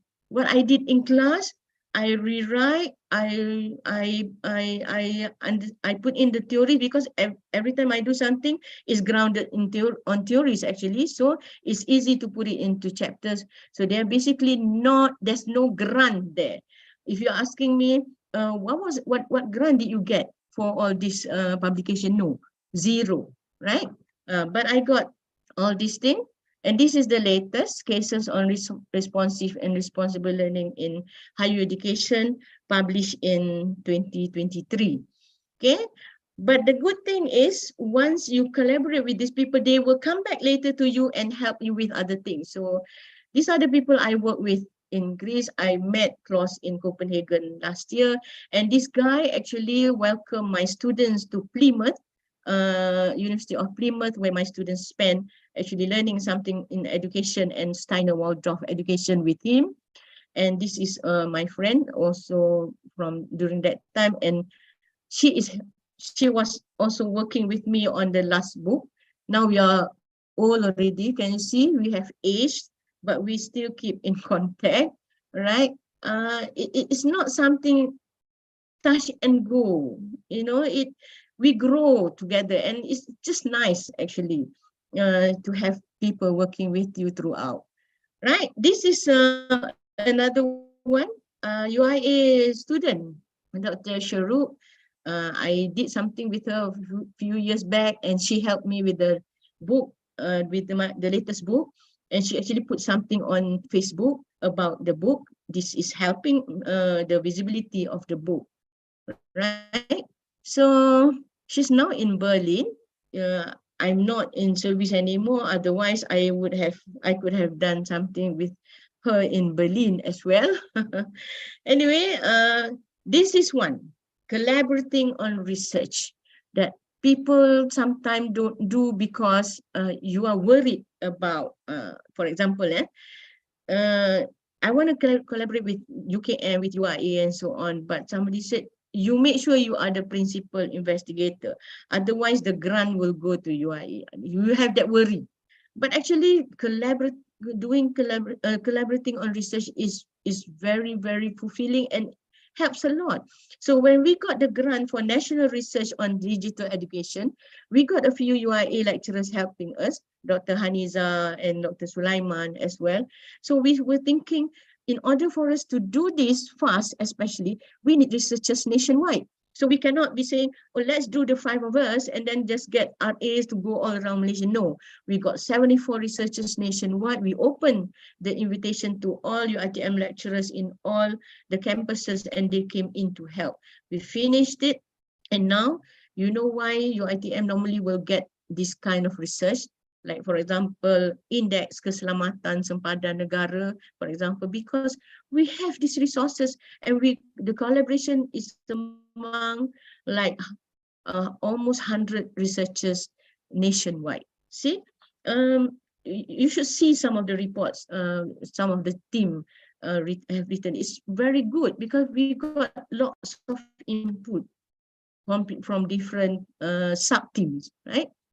Of course, you should collaborate in practice so that you understand in what you are doing is actually good, or how shall I say, you bukan jago kampung lah, right? So I got this opportunity because I think I was presenting somewhere, and they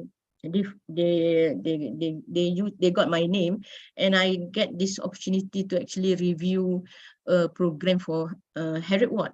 Interesting, 3 campus kind of thing. It's good. And of course, Dr. Rika, collaborate with industry. Since you've asked that question, I don't think I have to say much, right? Right, if you have time, collaborate for a bigger cause. You know why I'm asking you to do this, because despite all the, you know, being so busy and so on, you need to find something that that you are passionate with, and also that will give you that good feeling. Then you will wake up in the morning feeling a lot happier.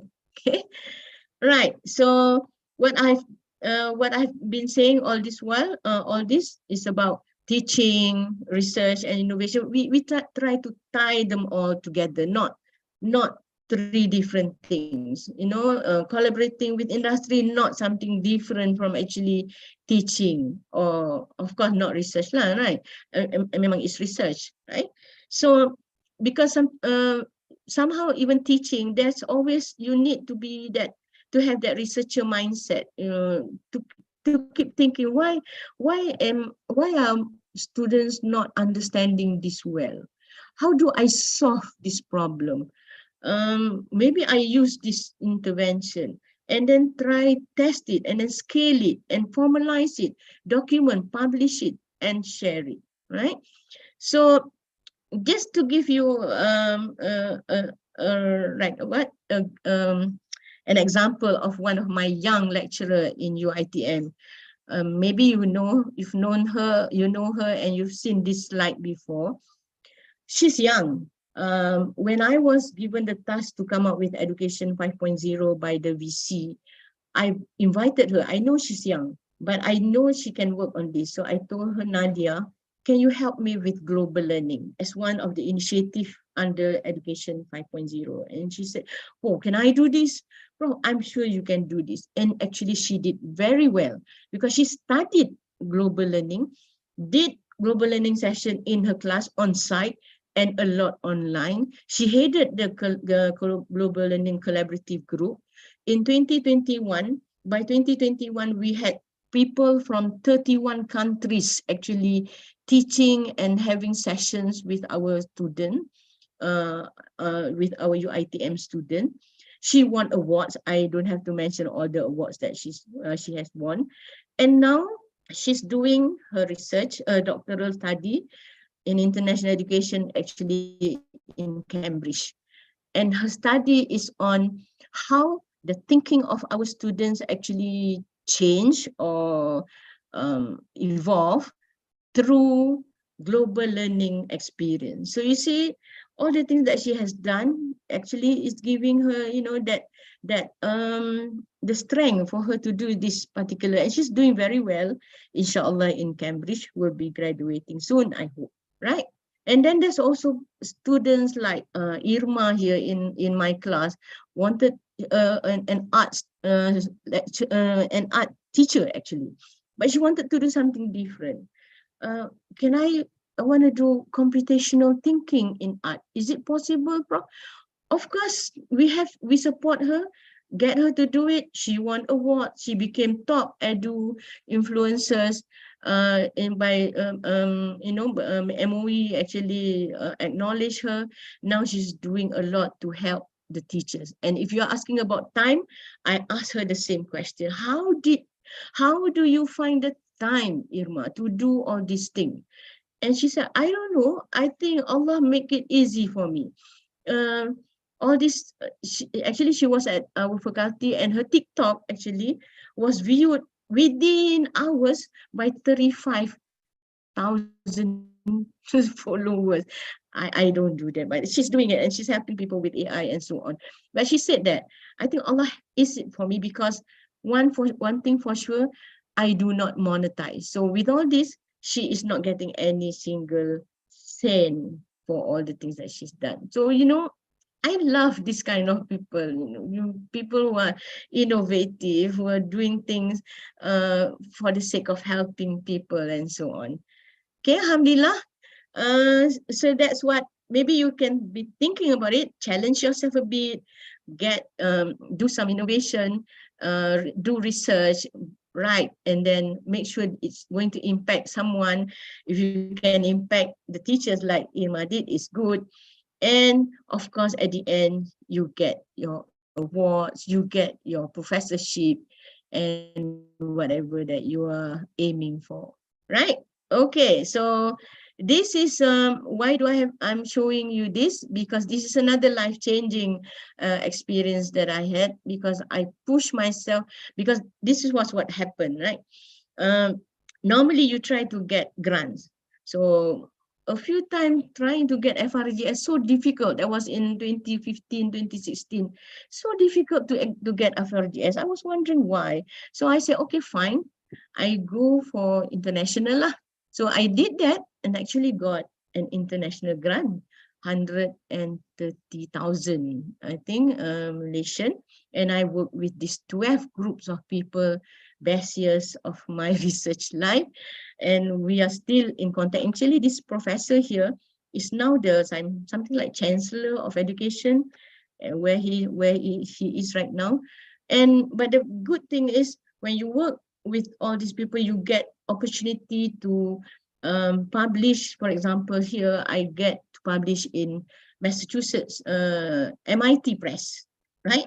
And we did that. And in 2017, it has been reviewed a few times. There's one here in 2017. Of course, you get to publish with Springer and so on. So challenge yourself a bit, involve others. Number 11, we got 12. Involve others, co-learn. I'm still learning. I learned a lot from this lady here, my student. She came to me, wanted to do PhD. I said, if you want to do something, you please do not do what other people are doing.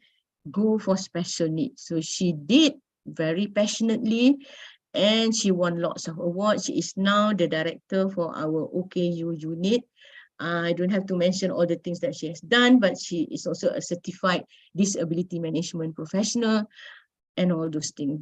But when I do that, when I help her with that, it helps me as well, because I was even invited by UNESCO to sit on this panel about empowerment due to some of the research and publication that I had with Roslinda. So I was in the expert group for guidelines with UNESCO, and also another one for the open educational resources, right? You see, this is actually, it came from things that we do with our team, right?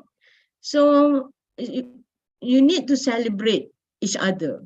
You need to have a team, and you need to celebrate each other. So you see, Prof. Sabri, this is one diligent PhD student lah, tak boleh kata apa, right? And he's doing well. I'm very proud of him. And also, this is Dr. Prasanna, worked with me since my island years. And I borrowed this from her Facebook.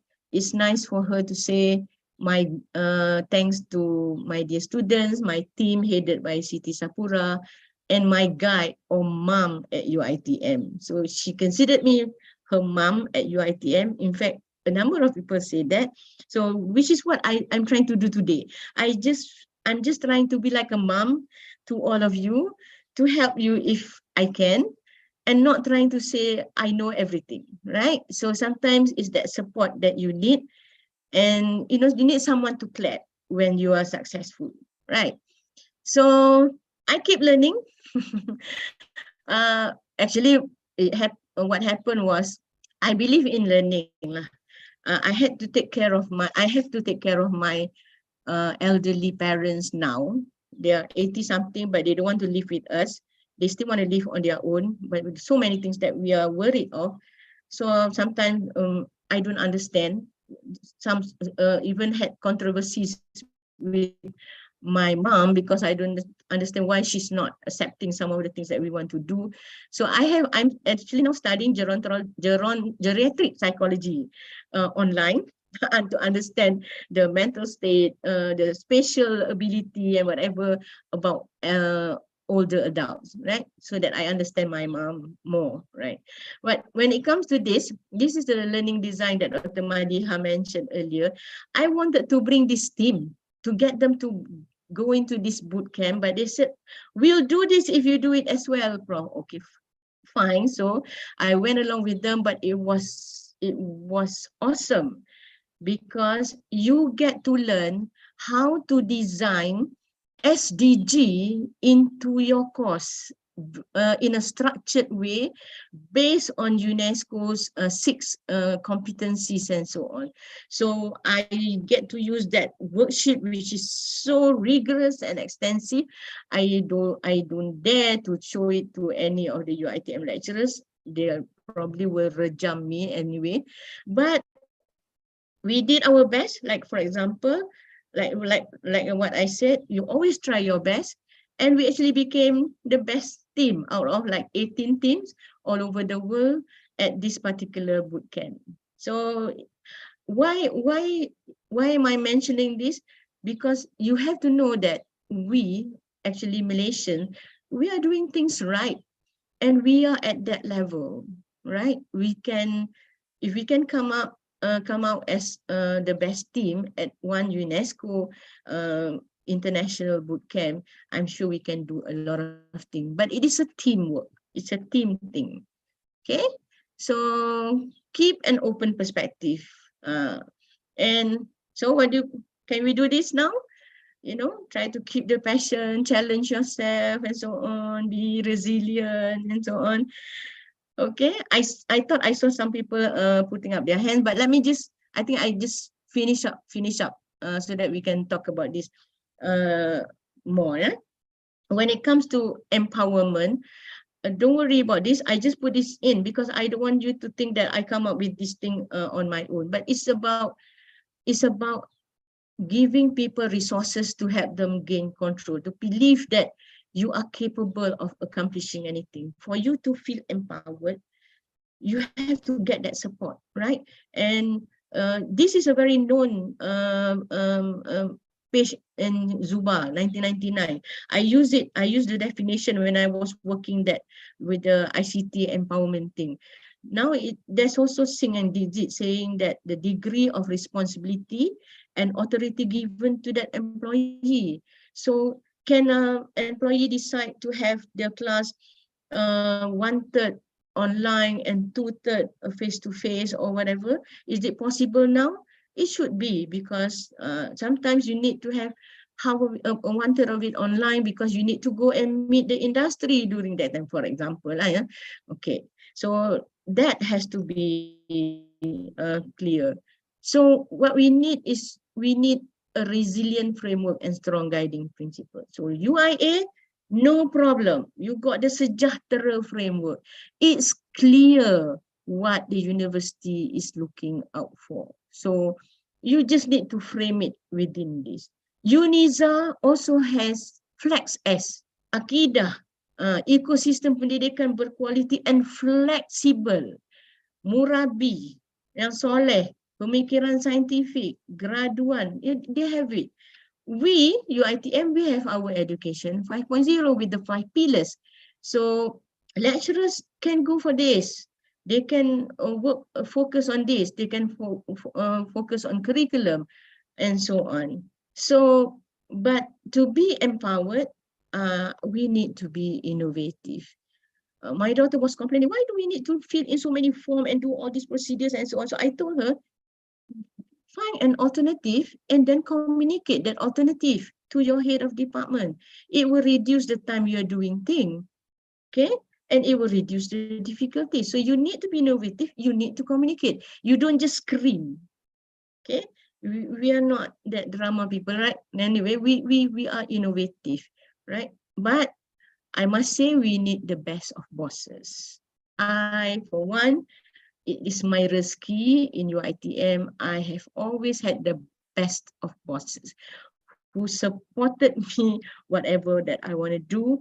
But maybe because I always try to do my best lah, inshallah. So you need the best of bosses, someone who is connected, who's empathy, who has empathy, who is supportive, who actually makes you feel calm, appreciated, and inspired. Then you can be empowered, inshallah, right? So these are the things that I've mentioned just now. I would like to highlight this one. Find the right 5 people, because Jim Rohn, I think that was the person who said you are the average of 5 people you are with. You got 4 positive one, you got 1 toxic one, then your average is going to go down a bit. Try to get the right 5 people. Other than that, you need to stay positive, be kind, you know, don't be nasty. To me, it's easier to be nice than to be nasty. I'm saying this because sometimes I feel some of the things that people do, it's just like, it's just being nasty, you know, don't be nasty. And remember that you are not indispensable. If you are the head of something, you are not going to be there forever, so do your best and then leave with with grace, right? And of course, rezeki comes in different forms. So do not hoard. You got this information about a grant coming up soon. You don't tell other people because you want to apply. So just tell all the others. You probably get a good team working towards that on a proposal for that grant together, and you will get the grant, right? I believe in cooperativeness rather than competition. You cooperate, you compete in a bit, but you want to do as well or better than someone else, but it's not out of envy or whatever. You just try your best, right? So, and of course, at the end of it, it's about putting soul in everything we do, having purpose. My boss, before this, my ex-boss, Deputy Vice Chancellor, Prof. Kamal, always say, clarity of purpose. Purpose, meaning purpose, right? It's not just about the numbers.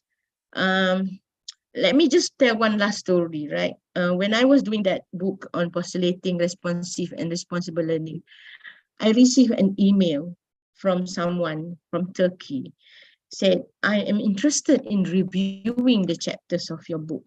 I was happy because I get people from international people, people from other countries wanting to work with me on my book. So I said, fine. So I gave him a chapter to review.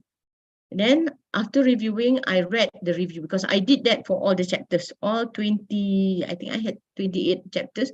I read the review and then I noticed one thing. The reviewer was telling the author that you don't have enough literature. You have to add more literature. And these are examples, or these are the list of literatures that you should add. And when I was looking at the list of literature that he suggested, it was all his work. So actually what he was doing was actually manipulating the review in such a way so that the author will actually cite him. So I told the author not to pay attention to that kind of review. Please don't be manipulative, right? I don't think you want to be a professor by manipulating. So just keep the passion burning. And remember, I always hold on to this by Rumi, when the world pushes you to your knees, you know you're in a perfect position to pray. Okay, so Dr. Madiha, I think I would like to just finish off with this. Rise above your story. Rise above your story and stay inspired. Then we can actually maybe have a question that if I can answer all, if not, if I can answer some, if not all. So thank you very much. I would like to stop sharing, if I may.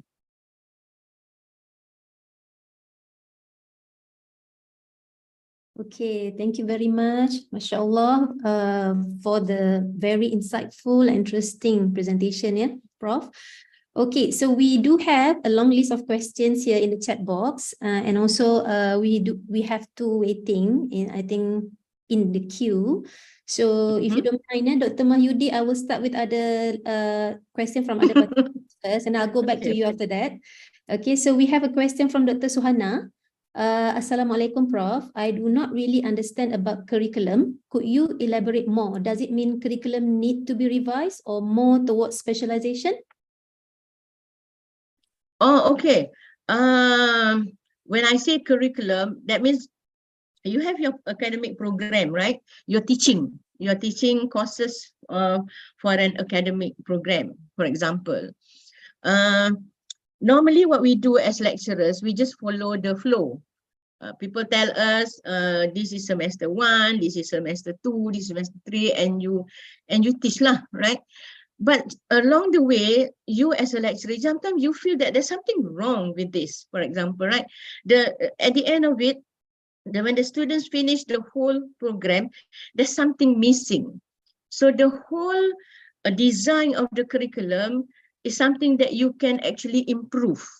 So if one talk about curriculum, there's a lot of things that we have to talk about, learning outcomes, about the assessment and so on. But what I'm trying to say is that when you talk about curriculum development, you as a lecturer should be able to gauge how to make the whole program more relevant, more meaningful. And when the students come out of the program, they can actually go into the working world, into the industry without issues, right? So for example, we've got Excel, for example, right? I think we have Excel like curriculum where it is based more on community. We call it CARE, community resilient experiential learning. So that's a form of curriculum that we have at the Ministry of Higher Education. So UIA may decide to have some of the program as CARE program based on the framework, the curriculum framework given by the ministry. So when you formulate your courses, what you do is you put your students early in the community. Something like that, right? So that is what I mean by doing curriculum development.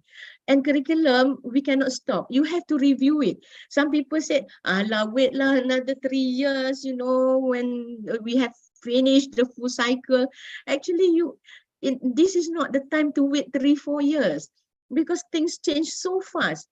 Suddenly you have people in ICT, for example, you've got generative AI. How do you put it into the curriculum? You have to think about that. And we lecturers, educators, for example, we have issues in Malaysian education that we have to bring in every time.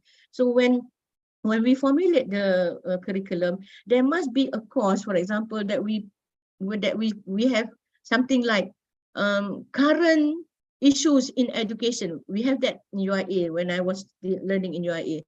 So every semester, current issues can change because a lot of things change in education. I hope I'm answering you.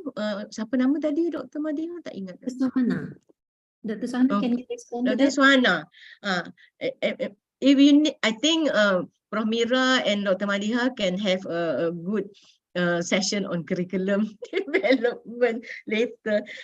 You may regret when it comes to curriculum. There's a lot of things that you have to learn. But anyway, just as a start, just as a start. But just add to that, Prof. It so happened when you mentioned the session on curriculum, we're going to have Prof. Suhaimi in the next 2 weeks. So right. Also another professor of UITM. So it's a timely. That's a person who's so passionate with curriculum. That's my boss also. He was the Deputy Vice Chancellor of Academic, one of my bosses. I told you I had the best of bosses. Among my boss, Prof. Suhaimi. So listen to him, inshallah. Okay, thank you. I think we can have more questions, Dr. Madiha. Yes. So let's go back to Dr. Mahyudi just now. Yeah, quite a lot of questions here. The first one, we need time just to slow down, don't we, Prof? Where could we find that time in this fast-paced world? Need your sharing based on your wealth of experience. Thanks, Prof. Macam mana cakap? I tell you, Dr. Mahyudi, when I retire, I have 72 days of cuti that I did not take. Burn. So my staff will say, ya Allah, ruginya, 72 days. I know sometimes we feel that we have to slow down and take a leave and then go somewhere and so on. But sometimes even during a day, we can find time to just sit down and pause a little, right? I really don't know how to say this, but some people, they like, different people, they do different things. Some people, they take off and go for holidays and so on. I don't do that because I love to be at home. I am very domesticated, I can just sit with my my family, and you know, I see that as slowing down in a day, in a week, and sometime in a month or so we go somewhere, eat or whatever, that kind of thing, but because I sometimes, yeah, especially during the pandemic, it gets so kind of stressful, but there's always the time of day that because we are all Muslims, right? That I have to say that that time you spend on the sajadah is very, very important, because that few minutes that you slow down is very helpful. I'm not trying to be pandai or alim or whatever, but let me tell you, since my UIA days, I love UIA. I is apa ni, hatiku di UIA kind of thing, right? Because it has taught me a lot. And during my PhD days, a lot of things that you have to handle, right? People got a lot of problems with PhD lah, issue supervisor lah, whatever. But I did not have that. You know why? Because Allah gave it to me in such a way. Every time when I pray, I always get ideas right after praying. So you know, I always have a notebook next to me after when I finish praying, that I can actually jot down what I want to do next for my PhD. So you see, I think our mind is most calm during prayers, and that is a time that you have to capitalize. It's good to go somewhere with friends, and you know, with a long lost friend, whatever, you can do that. But sometimes dia tak macam, it's not enough. How do I say this? Some different people are different, I suppose. Do you really need to go overseas and feel that you are revived? Maybe then you should go spend money, go overseas, go meet someone, go see other people's place, or balik kampung, do that. But most of us, we read, right? Read something different lah. Not from your subject, for example. Read books like the one that I showed you just now. I love all this ikigai thing, so I do that as well. Okay, Dr. Mulyadi, I'm not sure whether I answered your question. I never really formulate a way to go slow down or whatever, because I think I try to do it every day. Is that answering your question, Dr. Mayudi? Yeah, is that if you need you know, number 1, number 2, number 3, number 4, I don't think I can actually give that to you at the moment. We need to know who you are as well, you know. Okay, so allow me to continue with, we have another question from other participant with an iPad. I'm not sure who's this person is. Anyway, the question is more like, I think most lecturers do experience burnout with undergrads, postgrads, and etc. How do we address this, Prof? When you say burnout, what do you mean? In terms of too many things to do, you are just tired or whatever? Is that it? Do you think that's... Perhaps the person who posted this question can respond to this? When you say burnout. Are you still here? I think that's what he or she meant anyway, yeah, right? I think so. I think it's more about time and so many things to do as well, right? So like I said, that's it. That's how the way I do it is always to have people working with me. It's a team thing. You cannot be doing this alone. But I do caution, you really need to find that 5 people or 3 people that you really trust, that who can actually work with you. I don't work with anybody because I shy away from people who I notice who's more he or she is more with more self-interest. I don't like to say it actually, but some people, they have self-interest, and you can actually gauge that. So once you are if you work with someone like that, try to shy away from that and find people that who are actually good. Actually, I tell you, there are many good people around. And I noticed that when I was at the academic affairs, when I was looking at campuses and people all over Malaysia in UiTM, and I found that there's so many good people all over UiTM that we don't know. So same with you, I think there are people from other faculties who actually can work with you in terms of other things like multidisciplinary research and so on.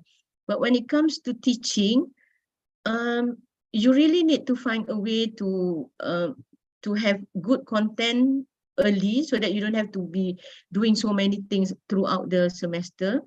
So you use that content and use the technology.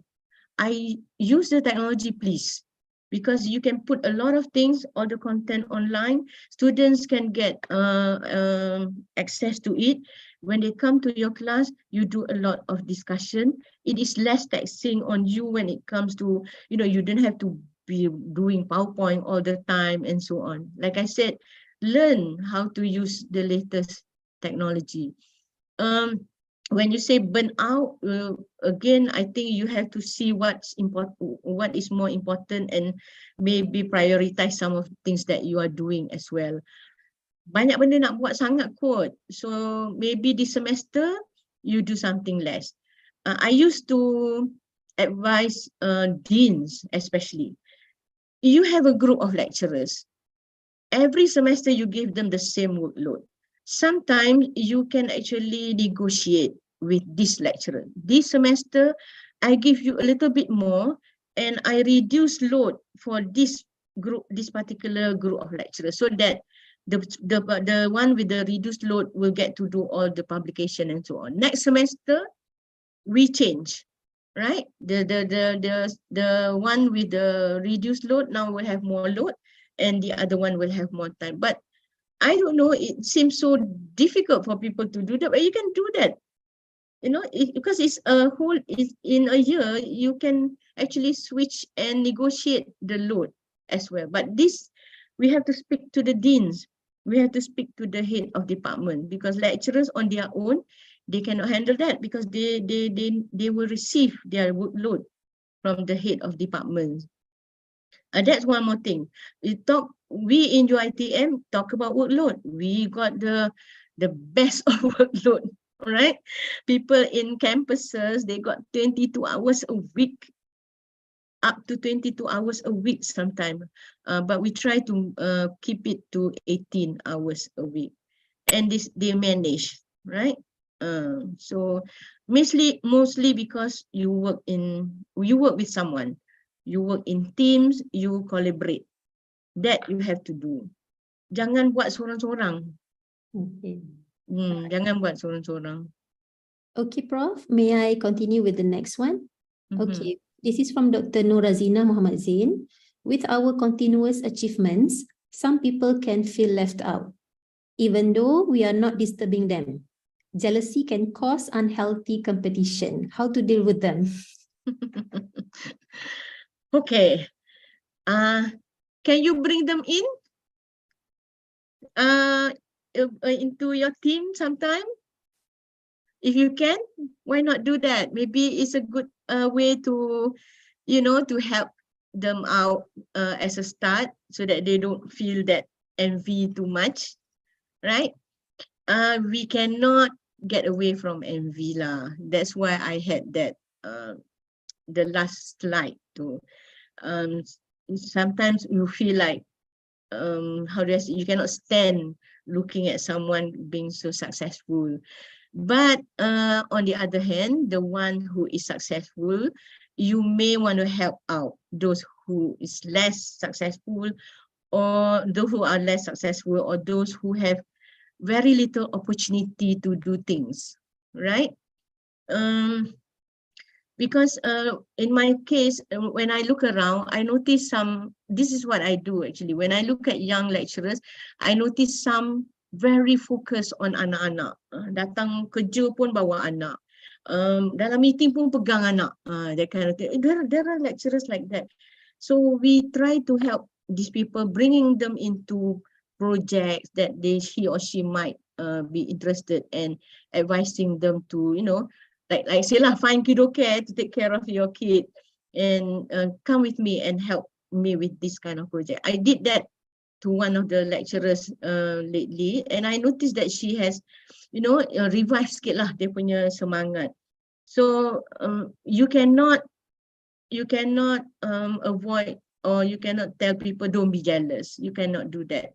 But you can bring yourself, the way you bring yourself, people probably will want to be like you instead of just being envy. Right? Betul tak? You know, because you are so, you are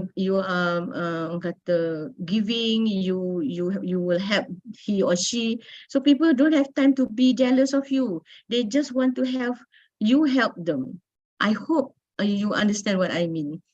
Don't worry about people being jealous. Maybe you should try to help them as well. Look it from another perspective. Inshallah. Right?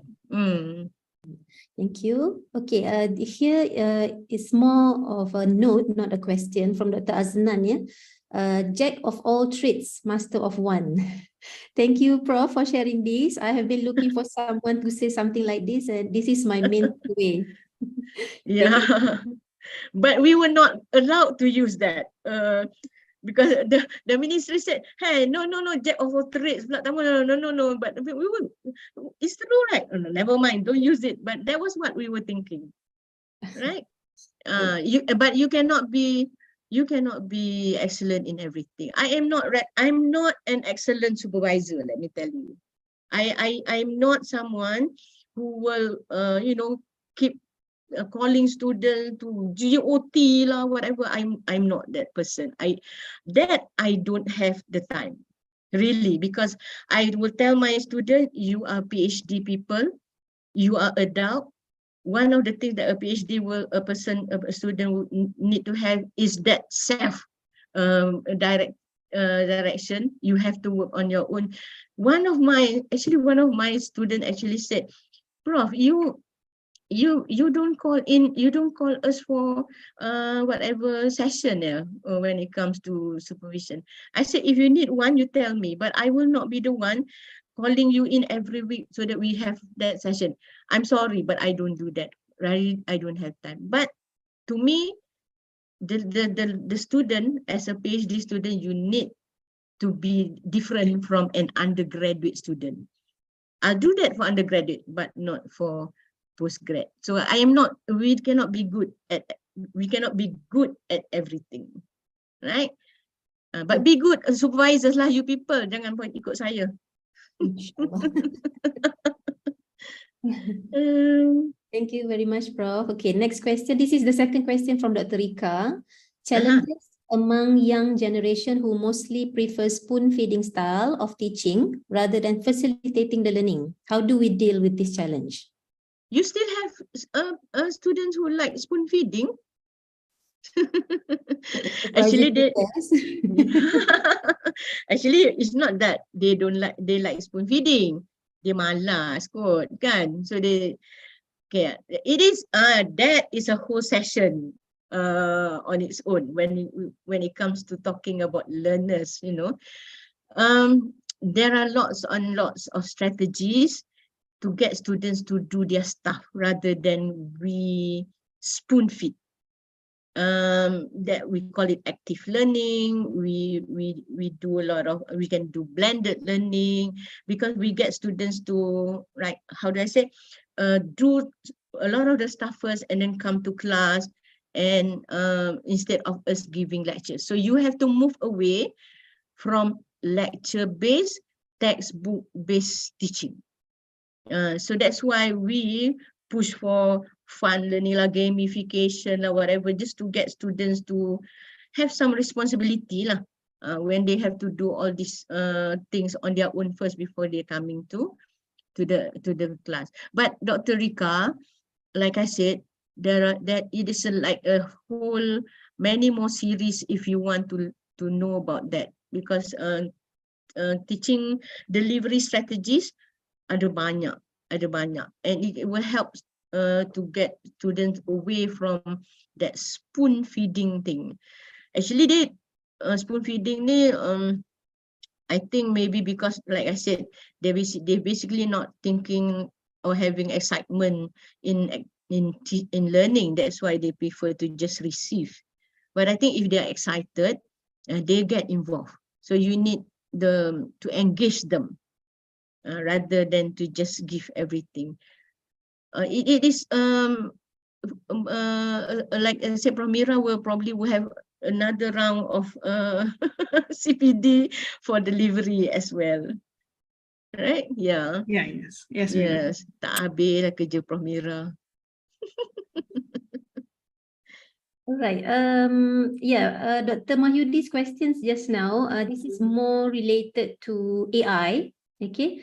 So let's read out the question. Shouldn't we give a counter narrative to Tuna World, or are we teaching students to be passive participants and play along and face the consequences, such as declining mental health states later when it is already too late? I am now wondering whether AI can be depended on to come up with questions and comments like the one that we have here in these live sessions as we react to points raised by Prof. Okay, come again. Sorry, I missed the first part. Okay, this is Sorry. There are two separate points there. Two separate points. First is on the counter narrative and implications of going along with the narrative, present narrative. And I cite the mental health issue as one example. And the other is on using technology, right? On the issue of AI in this kind of live session, maybe you know such AI that can, be thinking along as we enjoy the live session and have questions and comments. Okay. I'm sure there is, Dr. Mayudi, tools that will, yeah, like you said, having AI in this kind of session actually to generate answers or even to generate question. If you are, I'm not, like I said, I do not explore. I'm not exploring a lot on AI nowadays because I don't use much, but you should be thinking about that. I noticed that every few days or so, there will be people posting about AI being able to help you plan trips, to even help you plan menu, a lot actually. So I'm sure there is such thing. And in class, when it comes to using AI, we cannot go to class. Like I said, you don't go to class, bring your PowerPoint or whatever and teach just by lecturing and try to use AI that way. That's not the way.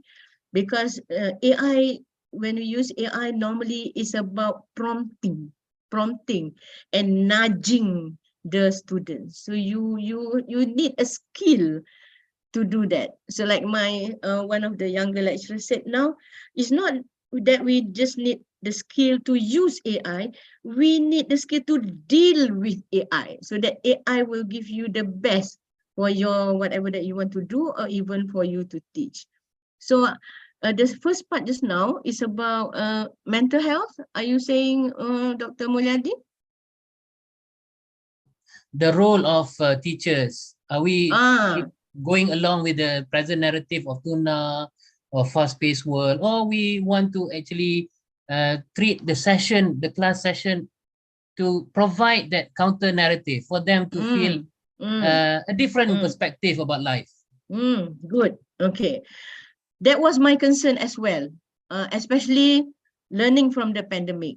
So that's why we came up with the ADAB model for delivery. And remember that 7 steps that I showed you. The first step is, we call it see to it, meaning you go into the class, you situate things. You tell the students, for example, okay, I'm teaching, today we're going to talk about Newton's third law, for example, Newton's laws, for example. So this is something that you're going to be using in your engineering courses and so on. So you tell the students what they're supposed to learn, how they're going to use it. And then at the same time, you can also situate in terms of how they are.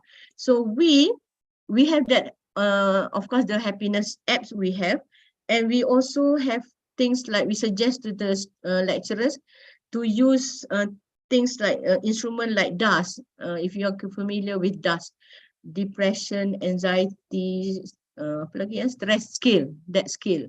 So actually we have that. We get lecturers to use that, ask students to fill it in, and we ask them to look at the students themselves, to look at their state, because students suddenly realize, for example, I did that quite a number of times. Sometimes the student will say, oh my God, I didn't realize that my anxiety level is so high. So then we would say, if you think that is worrying, you have to talk to a counselor, because the lecturer actually has no, we don't have that professional capacity to advise when students have probably issues with mental health and so on. DAS is one. And then sometimes we do simple things like coming into class. This is also something that I've done before. For example, okay, people in this 200 people listening to me right now in this session, what would be the title of your life story at the moment? Okay, Kyril would probably say bliss. Okay, somebody would say probably layang putus tali. I hope not lah, right? Okay, but that simple activities, when you situate the students, they take time to actually look into themselves. Apa ya, what is my life story at the moment? And at that point, they will come to realize what they are feeling and what they are facing and so on. So we lecturers play that role. It's very simple. It's just sometimes about 1 minute kind of thing every time you go into the class. So that's one. So we got 7 steps, right? Another step is reflect, and also we have one step, we call it connect. Situate can also, you can bring in pictures and show things that relevant to the student, but pictures of what's happening in the world, for example. Layang-layang, I would not lah. No, please lah, people, don't be so. We are not drama. Anyway, but you should listen to what Hamka said. Never mind. Okay, another one is about connecting students. Connect means in your class, you keep connecting them to what's happening in the industry, what's happening in the community, what's happening to the world. So our students are not engrossed in their own small world yang sempit tu. They are more open, right? So don't be surprised. There are many students who enjoy this kind of thing, who actually do more than what you expect them to do. When, for example, when you ask them to explore things, but you need to be the one connecting them lah. So that's why we call it our adab model, because it's about hablu minallah, hablu minan nas, and hablu minan alam, with the environment. So we got that into the 7 step. And last of all, among the step is about valuing and extending. So students value what they learn from you, and they extend it to what they outside, not necessarily in class. So, for example, I have one case. My math education student. During this break, this girl would go back to her kampung in Pendang, I think Kedah, somewhere, I can't remember. But she would serve as a tutor, math tutor, to all the kids, in the village, without taking any any pay. Why? There are students who actually do that.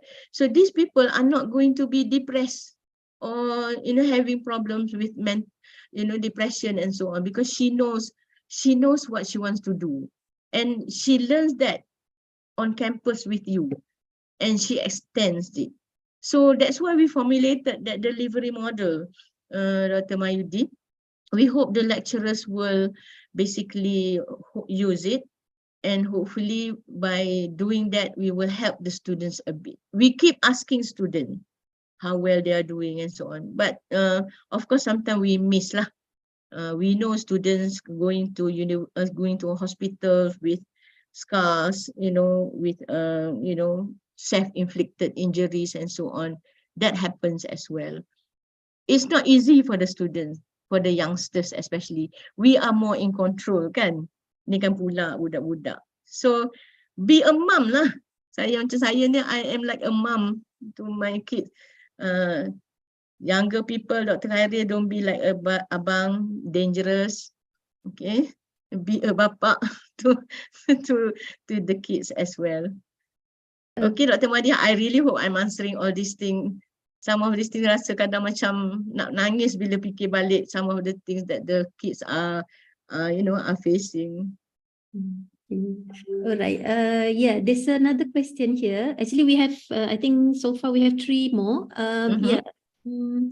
What is your advice to someone who's new but not young? Not young means you must be in the industry before. Betul kan? Dr. Nazatul, are you still here? Maybe you can respond. Yes, betul. I was in school. UIA, actually, you should use Dr. Nazatul here. You got a person who's been in school. That means she was very much a practitioner when it comes to education. Yeah, Dr. Nazatul. So my advice is to really use your experience and help out the younger ones. Young lah. Because I'm sure you are a lot stable and you are more mature in terms of career and so on. But I know it could be overwhelming to you when you come into the university and suddenly you realize, oh my God, there's Allahu Akbar, banyaknya benda nak buat di university. I understand that. But you have something of value because you come from the school, so you know a lot more when it comes to educating the student. Which kuliah are you from, Dr. Nazatul? Education. Okay, good. So Dr. Suhaila can make use of you lah, insyaAllah. So I was in Kuliah of Education doing my PhD and I love the people there. It was really, really, like I said, the best years of my, among the best years of my life being in UIA, especially because I love the fact that we are all learning and we get to have dialogues with the professors, and there's the masjid, right in the center of everything, so you cannot run away from the masjid being at the center. That's the best part about UIA. You always remember that, inshallah. But I'm not that religious person, but I try to have that kind of principle as well. So Dr. Nazatu, take things slowly to digest what you can do well. Do that first, and then do the rest a little bit later. Don't worry about. I would think don't worry about income generation and whatsoever. If you have to do that, I think you do what you have, or do things with what you have, your talent and your experience. Must do. Your experience too is golden actually. We love to have teachers at our Faculty of Education in UiTM because we notice they have that exposure that help us because we train teachers, kan? I hope I'm answering your question, Dr. Nazatul. Yes, thank you, Prof. Actually, like trying my best nak buat better in research and publication actually, because I didn't do that before. Yeah, and So, yeah, people in education, they should get you into the team first. You cannot be expected to do everything on your own. Terus, there are people in education, like I can name a few, should bring you in and get you into the team, and then you can pick up and be principal researcher much later and get grants as well. I just realized that it's easier to get international grants compared to Malaysian grants, but never mind, I won't say much. good All advice. right. Thank you, Prof. You're Next one. welcome. All right, this is from Dr. Intan Alias. Prof, what are 3 characters of your personality Oops. has helped you so far? Interesting questions, eh? What my personality? You know what, Dr. apa tadi ya? Sorry. When I was the Dr. deputy, Intan. Dr. Intan. Actually, I think I take care of people. That's my number one thing that I do lah. I jaga. I take care. When I was the deputy dean, I take care of my younger lecturers, even my the senior one, like Dr. Nazatu just now asking me, I'm not that old, I'm not that young coming into the university, because I used to have one lecturer who came into my room one day and said, Doctor, I cannot do publication, I cannot do research. I'm a counselor. I cannot do that, because she was a counselor before, and then she's a lecturer. So I told her, tak apa kak, you probably can write lots of, you are good with sajak, you are good with pantun, then you can write something along that way. And she actually did that. So I think that's my personality. Number one is I think I take care of people, and I look at people as very important. People are surrounding me, especially at work. So especially people, not the boss, people like to look up and try to please the boss. Normally, I would rather have conversation with those yang bawah tu, lagi best, with the kids at the office and so on. That will help me cheer up my environment and get me to be, semangat lah. When I come to work, I'm happy because I know all these people are basically happy. So 3 personality of somebody, actually once said to me, I am too soft. I don't know whether it's true or not. And she warned me that I may be trampled, right? But I'm not worried about that, because I think you don't have to be so garang. You have to be empathic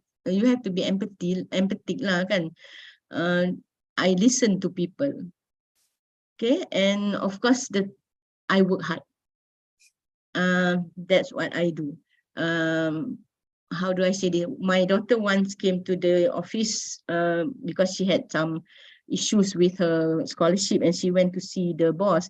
So when she went into our HEA office and meeting the TNCAs, after about 1 hour, she came out, and she came to my room and said, I feel like crying watching this office.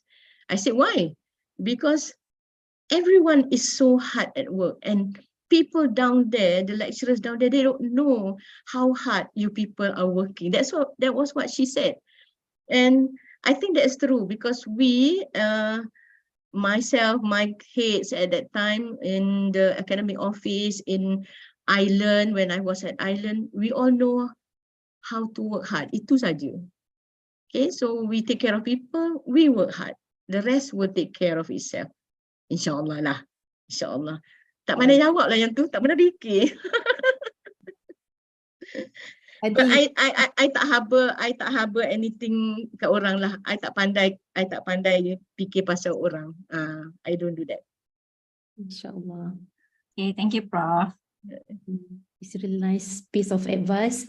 Okay, I think the last one here we have just more to like opinion from Dr. Aziah. In my honest opinion, be it VUCA, Bani, RAP, Tuna, what we need to deal with them is their opposite, which is stability. So the question is, where do we find stability? As Muslims, I think the answer is obvious. And yeah, Dr. Mahyudi also mentioned about certainty, and they both agreed on stability and certainty. Yeah. Yeah. Yes, true. See, actually, with all the 100, 200 of you here, all of you can say one word, actually, and if we put them together, we get the solution for all your pening kepala and so on, because you all have something. But we normally we think only one person will be able to tell us all those things. No, actually, when you have conversation and you talk to each other, you can get that. Seriously, nampak tu. All right, thank you very much, Prof. Aziah. Okay, before we end, okay, we will have a group photo session after this, okay? But before that, I would like to invite Prof. Mira to deliver a closing remark. Yes, so thank you so much, Dr. Madia. So as I promised this morning when I introduced Prof. Aziah, I already inform everyone that you will get inspired, and I'm so happy to see a lot of remarks on the chat box saying that they're so inspired. So we have delivered, Dr. Madia, we have delivered what we promised. Everyone getting inspired because we have Prof. Aziah today. So thank you so much, Prof. Aziah. Jazakallah khair. One of the things that I learned so much working with Prof. Aziah in one of the projects is that on that time, everyone have to appoint the leader of the group. So when I look at the names, oh, Prof. Aziah is in the group. I don't think I mean, like no better person, no best person would be able to lead the group except Prof. Aziah. But she said, no, you you lead. And I said, what do you mean? I'm the junior there. But she said, no, you lead.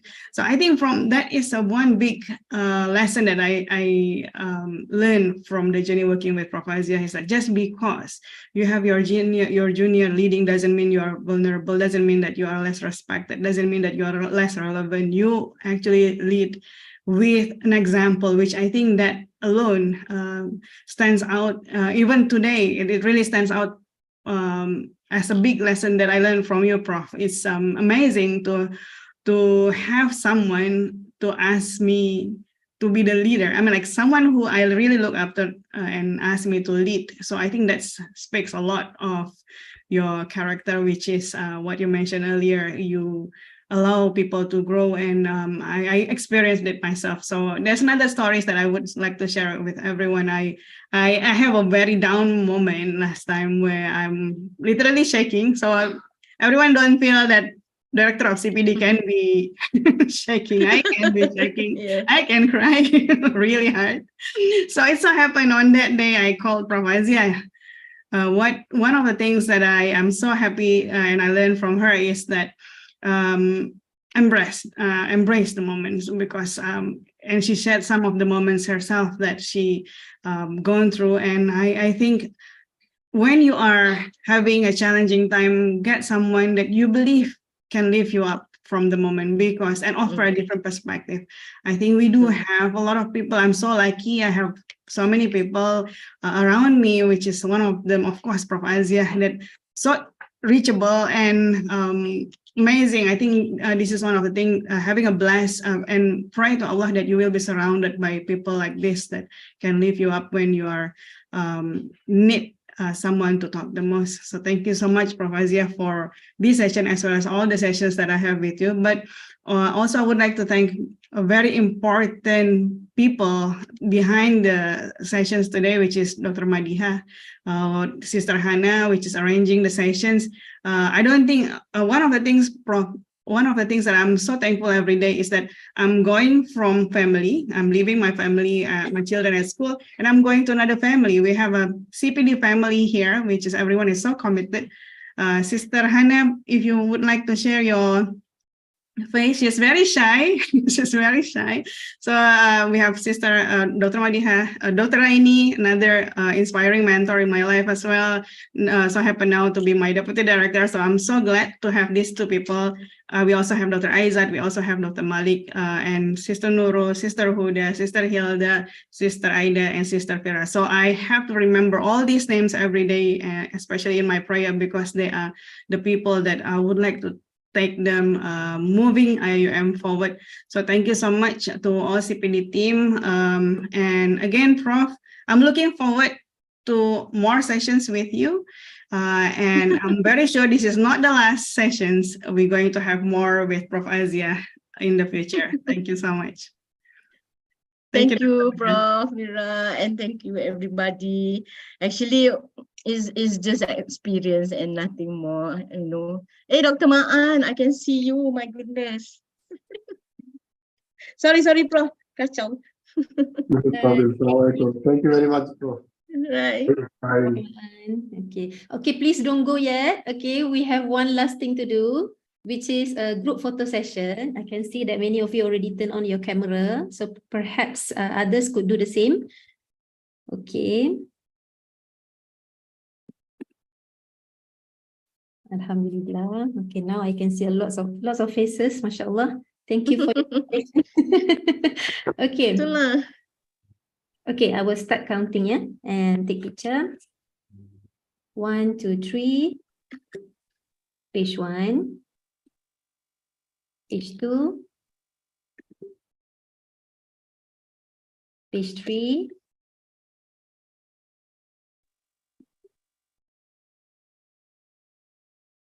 Page 4.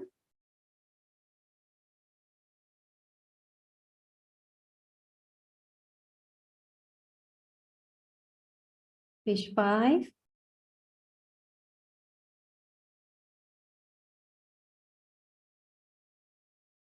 And page 6. All right. Okay. So we have covered all. Okay. Thank you very much for your cooperation.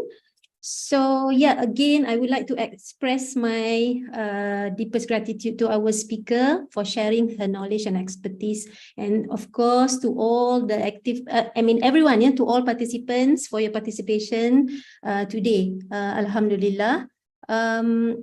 Again, just a gentle reminder for you to fill up the evaluation form.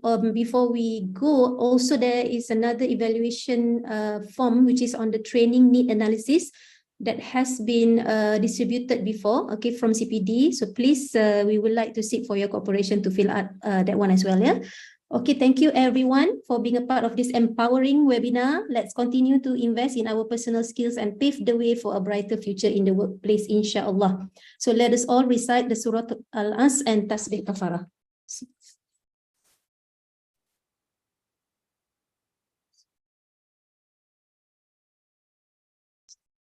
Thank you so much, Prof. Aziah and everyone, and have a wonderful day. Assalamualaikum warahmatullahi ta'ala wabarakatuh. Salam. Thank you, Dr. Madiha. Thank you very much, Prof. Okay. Thank you, everyone, spending the whole 3 hours. Dr. Madiha, awesome job. Oh, thank you so much. Apologies for any mistake from my part. Me too. I'm sorry about all those suddenly loss of word kind of thing. Thank you so much.